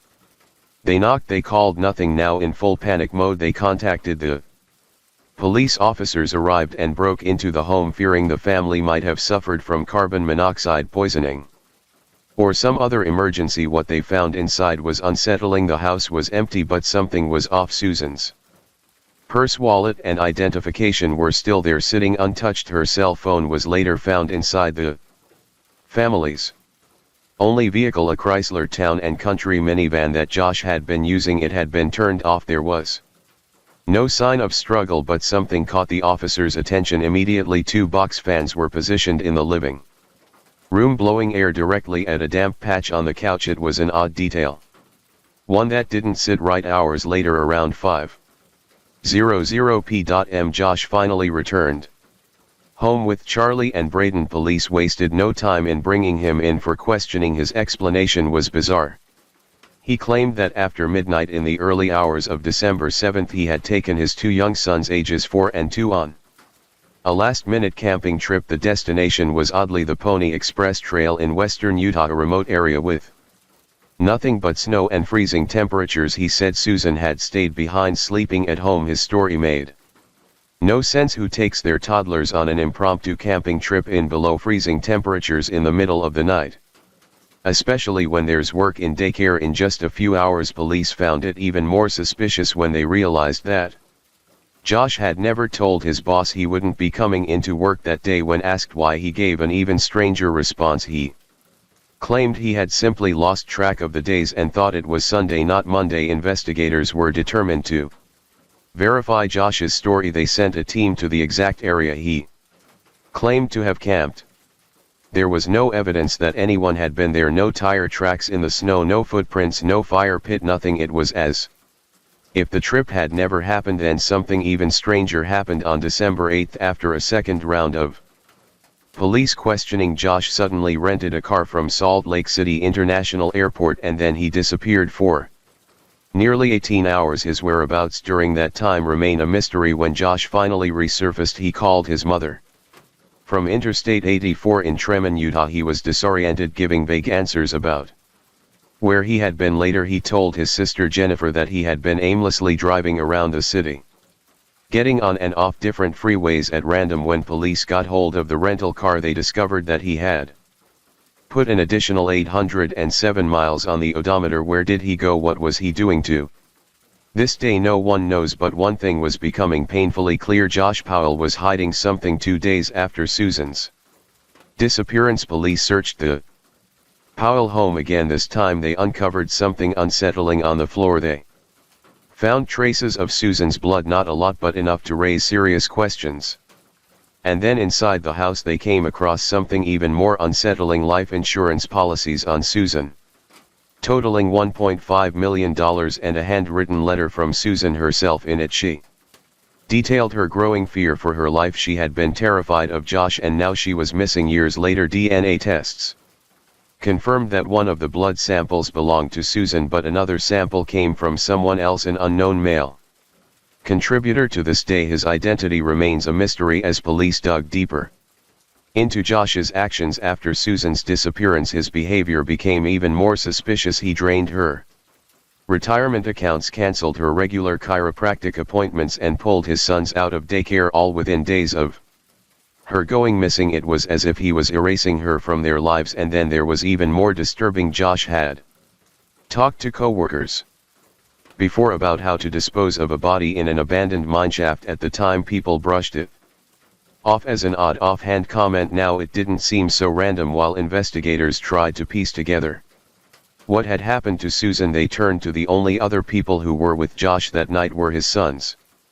4-year-old Charlie was questioned, and to everyone's surprise he confirmed the camping trip had happened. But there was one major difference in his version of events. He said his mother had gone with them. According to him, Susan had been in the car that night, but she never came back. Weeks later, a teacher noticed Charlie making an alarming statement. He said his mother was dead. No details, no explanation, just a flat statement, as if it were something he had accepted. Then Susan's parents, Chuck and Judy Cox, shared another disturbing discovery at daycare. Charlie's younger brother Braden had drawn a picture of a van. When asked about it, he pointed at the back of the car and said Mommy was in the trunk.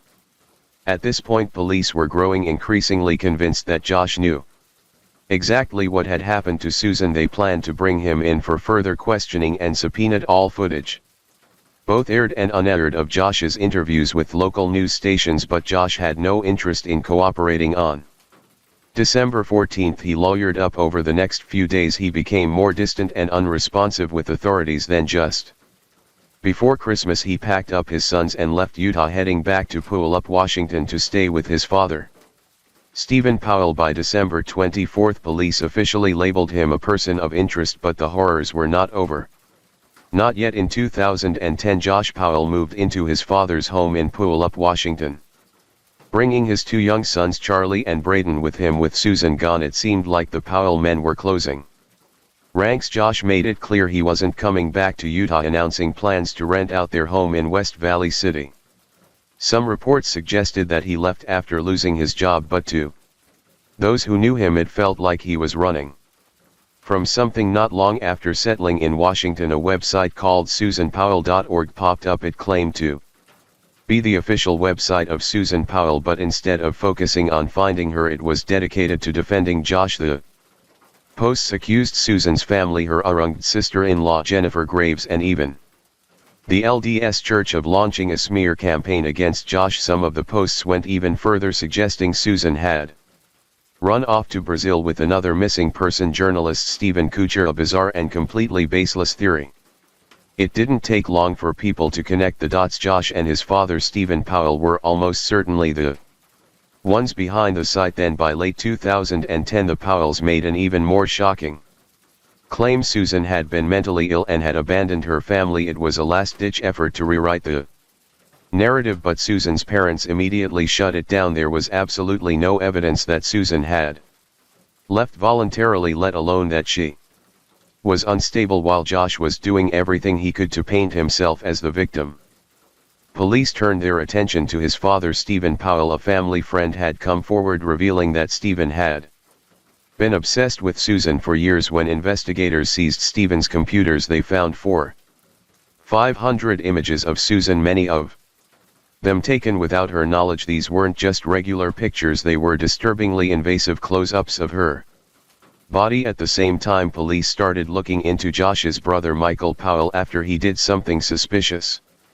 Shortly after Susan vanished, Michael had gotten rid of his broken-down Ford Taurus, selling it to a wrecking yard in Oregon. If that wasn't strange enough, he later ordered satellite images of the lot as if he wanted to keep tabs on the car. When investigators tracked it down, they brought in cadaver dogs, and sure enough, the dogs indicated human remains had once been in the trunk. Unfortunately, DNA tests were inconclusive, leaving yet another unanswered question in September 2011, police thought they had finally found a break while searching Topaz Mountain in Utah, an area Josh had visited often. They discovered what appeared to be a grave site. The ground had been recently disturbed and showed signs of shoveling for days. Investigators sifted through the soil, but in the end they found no remains. To this day, it's unknown what, if anything, was buried there. Meanwhile, tensions between the Powell and Cox families were reaching a boiling point after police raided Stephen Powell's home. Both he and Josh went to the media trying to spin the story in their favor. Stephen claimed that he and Susan had been falling in love before she disappeared, using old journal entries from when she was a teenager as proof that she had always been unstable. A judge wasn't buying it. Stephen and Josh were legally banned from publishing any of Susan's personal writings, and they were ordered to return or destroy any journals they had already released. Then everything blew up on September 22. Police arrested Stephen Powell on voyeurism and child pornography charges inside his home. Investigators found secretly recorded videos of young girls, adult women, and most disturbingly, Susan herself. It was clear Stephen was dangerous, but the authorities believed Josh might not be innocent either. Washington's Assistant Attorney General John Long announced that Josh was now a subject in the investigation. The day after Stephen's arrest, Chuck Cox filed for custody of Charlie and Braden. At first, the court only granted him temporary custody, ruling that Josh could get them back if he moved out of Stephen's home. Josh rented a house in South Hill, Washington, making it look like he was complying, but authorities later alleged that he never actually moved in. By this point, Josh's own sister Jennifer Graves publicly stated that she believed he was responsible for Susan's disappearance. With the custody battle intensifying, Josh was court-ordered to undergo psychological evaluations. A forensic psychologist, James Manley, examined him and found a troubling pattern. Josh refused to acknowledge any normal human weaknesses or faults, and he exhibited highly controlling behavior with his sons. He was also deeply paranoid, constantly blaming the police and media for his problems. Despite these findings, there was no direct evidence of abuse, so Manley allowed Josh supervised visits with the boys. Then in January 2012, everything changed. While reviewing computers seized from Josh's home, police found about 400 disturbing images of simulated child pornography, bestiality, and incest. The images had been cached from a previous owner, but Josh had viewed them, though they weren't illegal. The psychologist handling his case was deeply concerned. Josh was ordered to undergo a full psychosexual evaluation and a polygraph test. With the walls closing in, Josh Powell was getting desperate, and soon he would commit one of the most horrific acts imaginable. On February 5, 2012, social worker Elizabeth Griffin Hall pulled up to Josh Powell's house in South Hill, Washington, for what was supposed to be a routine supervised visit between him and his two little boys, Charlie and Braden. The court had ordered these visits to be monitored for the children's safety, so Hall was there to make sure everything went smoothly. But the moment she arrived, something felt off. As soon as the boys got to the front door, Josh yanked them inside and slammed it shut right in Hall's face. She barely had time to react before she heard the deadbolt click. She pounded on the door, shouting for him to open it, but he didn't answer. Panicked, she pulled out her phone and called 911. Her voice shook as she told the dispatcher what had just happened, that she was supposed to be supervising the visit, that Josh had locked her out, and that she feared for the boys. She begged them to send help fast, and then a deafening explosion ripped through the house, the force of it knocking Hall back. Within seconds, flames erupted, swallowing the home in thick black smoke. The heat was intense, searing the air around her as she stood frozen in horror. Neighbors Came running, some screaming, some already on the phone with emergency services, but it was too late. The fire spread too fast.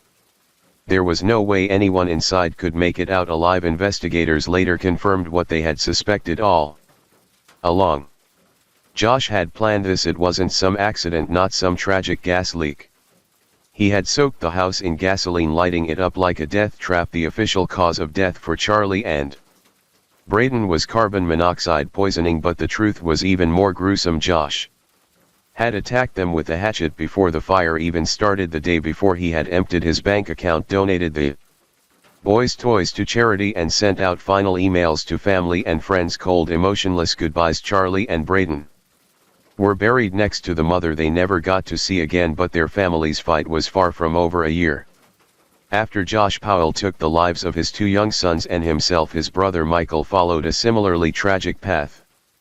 On February 11, 2013, Michael jumped from the roof of a parking garage in Minneapolis, ending his own life. His suicide raised even more suspicion. In 2012, police had repeatedly questioned him about his abandoned Ford Taurus, which had been discovered at an Oregon wrecking yard. When asked why he left it there, he had been evasive, refusing to give clear answers. Investigators later revealed that they believed both Josh and Michael had been involved in Susan's murder despite years of searching. Susan's case remained open, but with little hope of resolution. By May 21, 2013, West Valley City Police officially closed the active investigation into her disappearance. That same year, James Manley, the psychologist who had evaluated Josh for the state of Washington, admitted he had always suspected Josh had something to do with Susan's disappearance. However, those suspicions had never made it into his official report. His job was simply to assess Josh's parenting, not to investigate a crime. The battle over Susan's estate stretched on for years. In March 2015, Susan's father, Chuck Cox, finally won a lengthy legal fight against Tarika and Alina Powell, who had tried to have Susan declared legally dead so they could collect life insurance. Cox, however, gained full control of the estate, and then a surprising revelation emerged in 2019. Salt Lake City radio station KSL, which had produced a deep dive podcast on Susan's case called Cold, reported that the disturbing pornography discovered by West Valley City Police, the images that had played a role in Josh losing custody of his sons, hadn't even belonged to him. In fact, they weren't even found on his computer. The images had been on a second-hand computer that Susan had purchased from fellow members of her LDS church congregation. The previous owners had been the ones to view the material. But by the time this information came out, it was too late to change anything. The damage had already been done. There was still one last desperate effort to find Susan's remains. In early 2022, a crew led by Diesel Brothers TV personality Dave Sparks took on the challenge of searching a remote mine shaft in the Utah desert, hoping to finally bring Susan home. They uncovered RI bones, what appeared to be human vertebrae, scraps of clothing that was evidence that someone had died there. The remains were sent to a lab for DNA testing, but once again it was another dead end. The bones weren't Susan's, they weren't even human. Story 6. This is a case that shocked Australia, a chilling drama cloaked as a friendly gathering that left a lasting scar. A painful death drawn out over 36 hours ended the life of a young man amidst the chilling indifference of those around him. The tragedy turned even more brutal when the truth came to light. The mastermind behind it all was the very person the victim trusted most. In the end, the perpetrator was imprisoned for just 4 years, only to walk free and even become a public figure. Has justice truly been served? Let's travel back to 1997, the year a horrifying tragedy unfolded to find answers to lingering questions. Everyone knows the vibrant Sydney and the trendy Melbourne, but nestled in the heart of Australia lies another gem. Canberra, the capital of the land of kangaroos, isn't just the largest inland city, it's a green paradise with sprawling parks and gardens. Its clean, safe and high-quality living environment has made CRA a dream destination for many. Yet in this peaceful city an unexpected story unraveled. "Help me, my boyfriend, he's overdosed," Anis sings. Panicked voice echoed through the phone at 12:10 p.m. Canberra's emergency center Received a desperate call 8 minutes later. The shrill wail of an ambulance siren shattered the quiet street at 79. Until Street. The scene that greeted the paramedics sent shivers down their spines. Jotsinki, Anu's boyfriend, lay motionless on the bed, his body pale and purple, foam spilling from his mouth. His lower half was exposed, his skin an unnatural reddish brown. His stomach was bloated and his breathing had completely stopped. 10 minutes passed, but all efforts by the medical team were futile. Finally the doctor had to deliver the devastating news: Joe was gone. Anu stood frozen. She screamed, tore at her hair, unable to accept the harsh reality. No, it can't be. He has to come back, she wailed in despair, her eyes red, her face straight. With tears in her overwhelming grief, Anu clung to her lover's cold body, calling his name over and over. You can't leave me, don't leave me alone. Her voice was hollow, the pain tearing at the heart. It took a while for those around her to gently pull her away, helping her regain some composure. At that moment the sound of police sirens filled the air. The forensic report revealed Joe died from acute poisoning caused by a mix of illicit substances and sedatives. The free morphine level in his blood was 0.67 milligrams per liter, far exceeding the lethal threshold by several times. The combination of an excessive morphine dose with prior sedative use created a powerful synergistic effect, leading to respiratory failure and death. Injection marks on the victim's arm indicated Joe had been directly administered heroin. Notably, the simultaneous use of multiple substances, especially the combination of high-dose morphine and sedatives, was unusual for a typical heroin addict. This raised suspicions that Joe may have been deliberately poisoned. As the sole witness to the incident, Anu became the focus of the investigators. However, the immense shock of her loss left her completely broken. Her piercing cries and disjointed stammering words made taking her statement incredibly difficult. With so few clues to go on, investigators were forced to dig into Anu and Joe's past through interviews with family, friends and neighbors. A complex picture of the couple's relationship began to emerge. Born in India but raised in Sydney, Anu Singh carried the duality of two cultures and heritages. The daughter of Indian doctors, Anu grew up in a wealthy, strict household, but behind her obedient facade lay a rebellious spirit. A sense of unease had haunted Anu since childhood. She craved freedom but felt trapped by her family's expectations. Though she always needed someone by her side, Anu struggled to connect with anyone. From the age of 13 she began living recklessly, dating numerous boys and indulging in excessive partying. Surprisingly, despite her reckless lifestyle, Anu remained an exceptional student. She could stay up all night to finish assignments but also neglect her studies for weeks to go partying. Her natural talent and photographic memory allowed her to ace exams effortlessly. Whether she studied or not, throughout high school with an impressive score of 94.1, Anu easily secured a scholarship to the Australian National University, where she pursued dual degrees in economics and law. Her academic excellence brought pride to her family and showcased her remarkable abilities. Despite her teenage rebellion, Anu remained a source of pride for her parents. Stepping into university life, Anu left her family's embrace to start an independent life. However, the young woman struggled to adapt to living away from home. Her fear of loneliness and over-reliance on her family led her to frequently call home, even expressing distress when she had to return to Canberra after holidays. An unexpected event disrupted Anu's life in her second year of university. After a minor accident at school, she fell into a state of emotional turmoil and decided to take a break from her studies. This hiatus left lasting psychological scars, making Anu more fragile and vulnerable than ever. Upon returning to school, Anu met Simon Walsh, a charismatic young man with striking looks and a humorous personality. Their love blossomed like a summer breeze, intense and unexpected. The two quickly became a couple and decided to live together. However, their relationship harbored dark corners. A past mistake haunted them, the painful decision to terminate a pregnancy, a choice that weighed heavily on them both. In 1994, Anu graduated with a bachelor's degree in economics, stepping into a new chapter of her life, but the joy was short-lived as her relationship with Simon grew increasingly strained. Her addiction to stimulants drastically altered her personality, making her erratic and quick-tempered. Ultimately, the couple decided to end their tumultuous relationship. One fateful Night at a nightclub in Newcastle. Anu met Joe __, a young man with a radiant smile and a warm heart. Unlike Simon, Joe brought Anu a sense of peace and protection, a talented athlete with a loving family and a vibrant life. Joe's presence was like a ray of sunshine, dispelling the darkness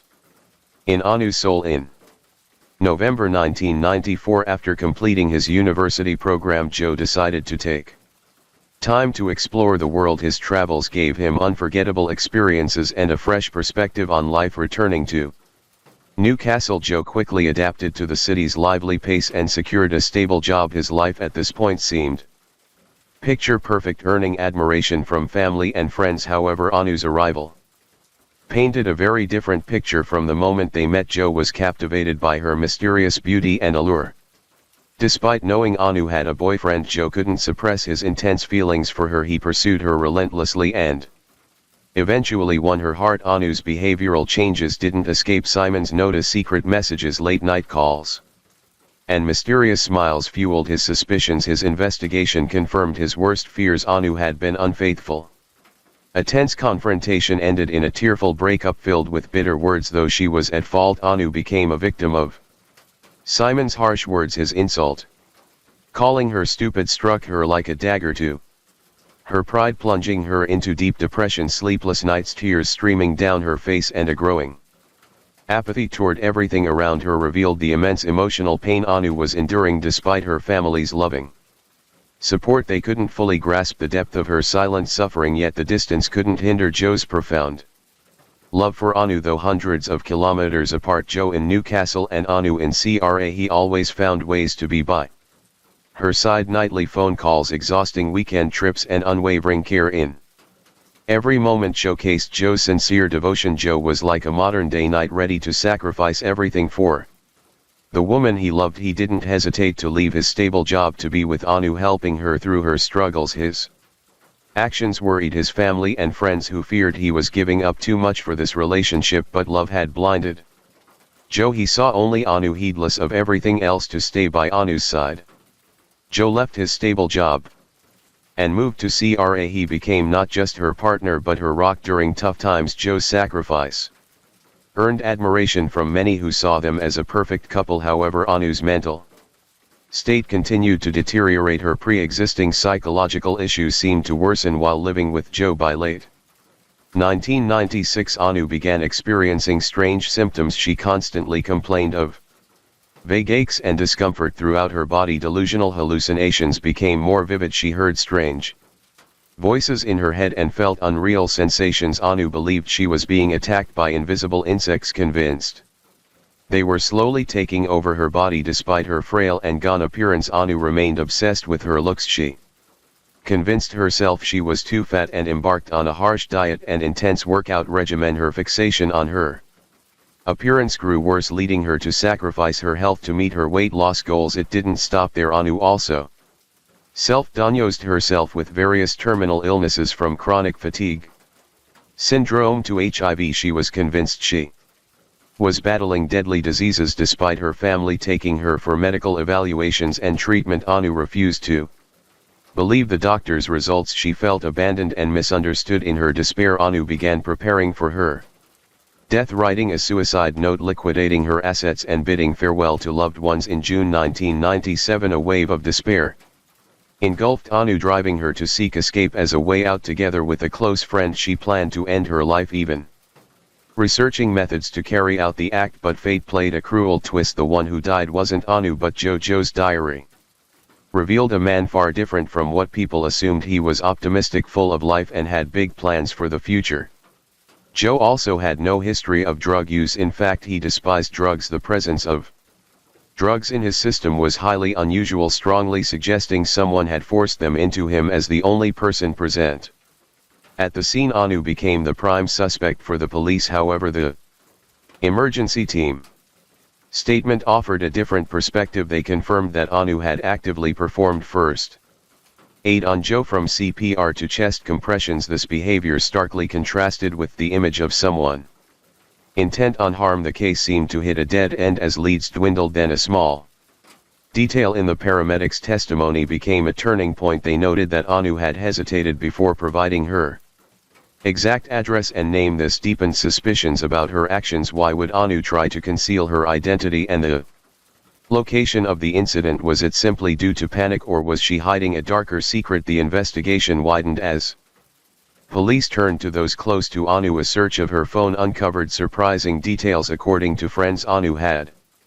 been involved in multiple drug transactions with a mysterious man named Mr. T in the days leading up to Joe's death. Notably, on the morning of October 26, the very day of the incident, Anu had purchased a large quantity of drugs. A classmate who happened to witness one of these transactions shared a key detail. Anu had previously asked about how to use drugs and the risks of an overdose. It's also worth noting that before the tragic event, Anu and her close friend Mavi Rao had hosted a few parties. At the first party, after Joe had fallen into a drunken sleep, Anu injected heroin into his vein but did so incorrectly, allowing only a small amount to enter his system. Joe woke the next day feeling slightly nauseous. The second party on October 24 further fueled suspicions surrounding Anu. There she revealed to friends that she had bought sedatives from someone named Carmermac, and even inquired about dosage. Additionally, Anu had told a counselor that Joe was violent, a claim the police investigation later disproved. More notably, between October 24 and 26, Anu made a large number of phone calls, mostly to Mavi Rao, Carmermac, Ryan and a mysterious woman named Lucy. The police quickly reached out to these individuals for clarity. Mavi Rao was tight-lipped, but the others provided crucial information, painting a more complex picture of the case. The October 24 party wasn't just a casual gathering, it was the prelude to a sinister plan. Anu had leaked her intention to end both her life and Joe's to a few friends beforehand. Except for Joe, everyone at the party knew its true purpose, yet no one stepped in to stop it. The party stretched until around 3:00 a.m. before winding down, leaving only Anu, Joe and Mavi at dawn. Rao left and confided in Lucy about Anu's horrific plan. According to Mavi, Anu intended to give Joe sleeping pills and inject him with drugs to kill them both. Lucy was shocked, unable to believe what she had heard. Immediately, Lucy called Anu to confront her. She couldn't accept such a cruel act and threatened to alert the police. Anu, however, denied the accusations, insisting she would never harm Joe and telling Lucy not to overthink things. Lucy felt confused by the conflicting information from Mavi. Her lack of closeness with Anu made it hard to verify the story. Fearing she was being drawn into a prank, Lucy reached out to Ryan for more insight, but Ryan's response only deepened her unease.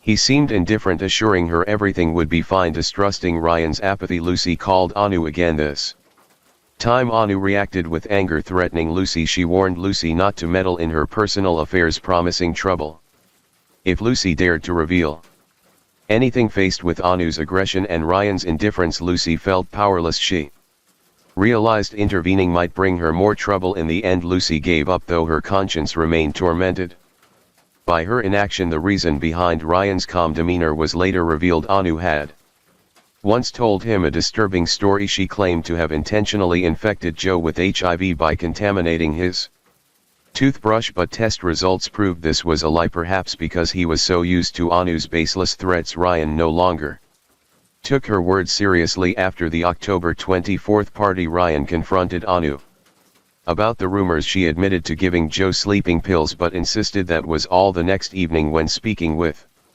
Joe, Ryan felt reassured hearing his friends say he was fine. However, the forensic examination exposed a harsh truth. Anu had secretly injected Joe with drugs while he was in a deep coma. Though the initial dose wasn't lethal, Anu persisted with her actions. When she realized Joe was dying, she panicked and called for help to conceal her guilt. Anu deliberately provided misleading information, delaying the emergency response. Mavi Rao, Anu's close friend, wasn't just aware of the plan, she was an active accomplice. Mavi had given Anu $250 Australian dollars to buy the poison, directly implicating her in the crime. That's why Mavi had withheld information to protect herself. In reality, the events of October 24 weren't Anu's first attempt. Earlier on October 20, she had tested her plan on Joe but failed. This demonstrated Anu's chilling calculation and cold determination. The investigation gathered enough evidence to convict Anu at her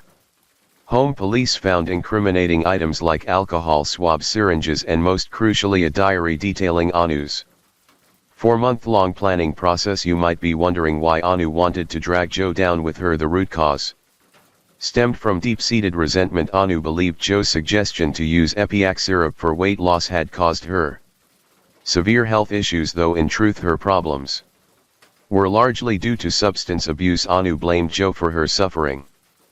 But Anu's true motive was even more complex. Her suicidal ideation began in June, sparked by a book about liberation. The book's story of a surviving partner finding happiness after their loved one's death filled Anu with jealousy. She couldn't bear the thought of Joe moving on and loving someone else, so she decided to take him with her to execute her cruel plan. Anu prepared meticulously. She acquired tools like a gun, poison and sedatives. She even studied pharmacology to ensure her plan would succeed. In her diary, Anu wrote about learning to inject and feeling deep remorse for what she was about to do. She acknowledged Joe was a good person and that she didn't deserve him. She also worried about the pain Joe's parents would feel losing their son. The diary entries revealed a complex, conflicted psychological state. Anu was torn between her conscience and her vengeful despair. A fierce internal battle that shaped the entire case. With solid evidence and witness testimonies, the case swiftly went to trial. Initially, both Anu and Mayvivi faced charges. However, due to the case's complexity, the court decided to try the two defendants separately. Mayvivi was initially charged with serious crimes including murder, manslaughter and conspiracy to murder, but after a thorough review of the evidence, the court dismissed all charges. The ruling stated that Mayvivi's act of providing money to Anu wasn't enough to prove direct involvement in the murder. Ultimately, Mayvivi was released on a $100,000 Australian dollar bail, approximately $71,000 US at the 1999 exchange rate. On November 5, the outcome of Ralph's trial sparked outrage, especially among Joe's family. They couldn't accept that a clear accomplice faced such a lenient penalty. Joe's parents felt deeply wounded, believing justice had not been served. Anu's trial followed, drawing intense public scrutiny. The families of both sides displayed starkly contrasting reactions. Anu's father staunchly believed in his daughter's innocence, insisting she was kind and fragile. Meanwhile, Joe's mother was consumed with anger, demanding the court deliver harsh punishment for the person who took her son's life. At the trial, Anu adamantly denied the murder charge. She claimed her intent was only to make Joe sleep deeply so she could end her own life without interference. She hadn't anticipated the drugs would have such a deadly effect. Anu's defense team recognized that acquittal was impossible. Instead, they focused on reducing her charges. They argued that Anu never intended to kill Joe from the start. When she realized the danger, she tried to save him. Thus, they urged the court to reconsider the charge, suggesting manslaughter instead of first-degree murder. Surprisingly, the prosecution presented a key piece of evidence: a recorded call between Anu and Carmermack. The recording revealed Anu's hesitation to call for help until Carmermack urged her to. Furthermore, Anu's diary entries detailed a meticulously planned murder over 4 months, proving her actions were not impulsive but a calculated crime. Yet the defense countered with an unexpected argument. They claimed Anu suffered from severe mental disorders, including borderline personality disorder, major depression and an eating disorder. At the time of the crime, her ability to control her actions was significantly impaired. The defense requested the court consider Anu's mental state and reduce her criminal responsibility. On June 24, 1999, the court delivered its final verdict based on Anu's unstable mental state and her brief attempt to save Joe. The court reduced the charge to manslaughter. Anu was sentenced to 10 years in prison with a minimum of 4 years before parole eligibility. The decision left Joe's family devastated and enraged. They couldn't accept that the person responsible for their son's death received such a lenient sentence. In her anguish, Joe's mother revealed a crucial piece of evidence: a note found in Joe's room that read, Monday 27th. Leave immediately. She believed this showed Joe planned to leave Anu, prompting Anu to kill him to stop him. However, the court didn't thoroughly review this evidence. The court's ruling sparked widespread public outrage. Many felt Anu's sentence was far too light for the crime she committed, a mere 4-year term for taking a life. Left People feeling that justice had been undermined, some even suspected Anu had manipulated the trial using her knowledge of psychology. She had once told friends that convincing others she was mentally unstable wasn't difficult. The court's decision seemed to validate this claim in October 2001. After serving 28 months, Anu was granted parole and returned to freedom. However, in April 2004 she was arrested again for violating parole conditions related to substance use. By August that year she was released once more. During her imprisonment, Anu actively participated in rehabilitation programs and pursued a master's degree in criminology at the University of Sydney. After her release, she continued her academic journey, earning a PhD and publishing a notable dissertation on criminology. Her dissertation analyzed the social and psychological factors driving female criminality, focusing on issues like abuse, financial struggles, and mental health challenges. In her dissertation, Anu admitted to enduring a deeply difficult period and suffering from a severe mental illness. She also expressed profound regret and a desire to apologize to Joe's family. Joe's mother voiced her outrage at Anu's success. She believed Anu's research was merely a bid for attention, lacking sincerity. She declared she would never forgive Anu for taking her son's life, adding that she constantly thought of her son and grieved the future he was denied. Though the murder case concluded, public discourse continued to swirl around it.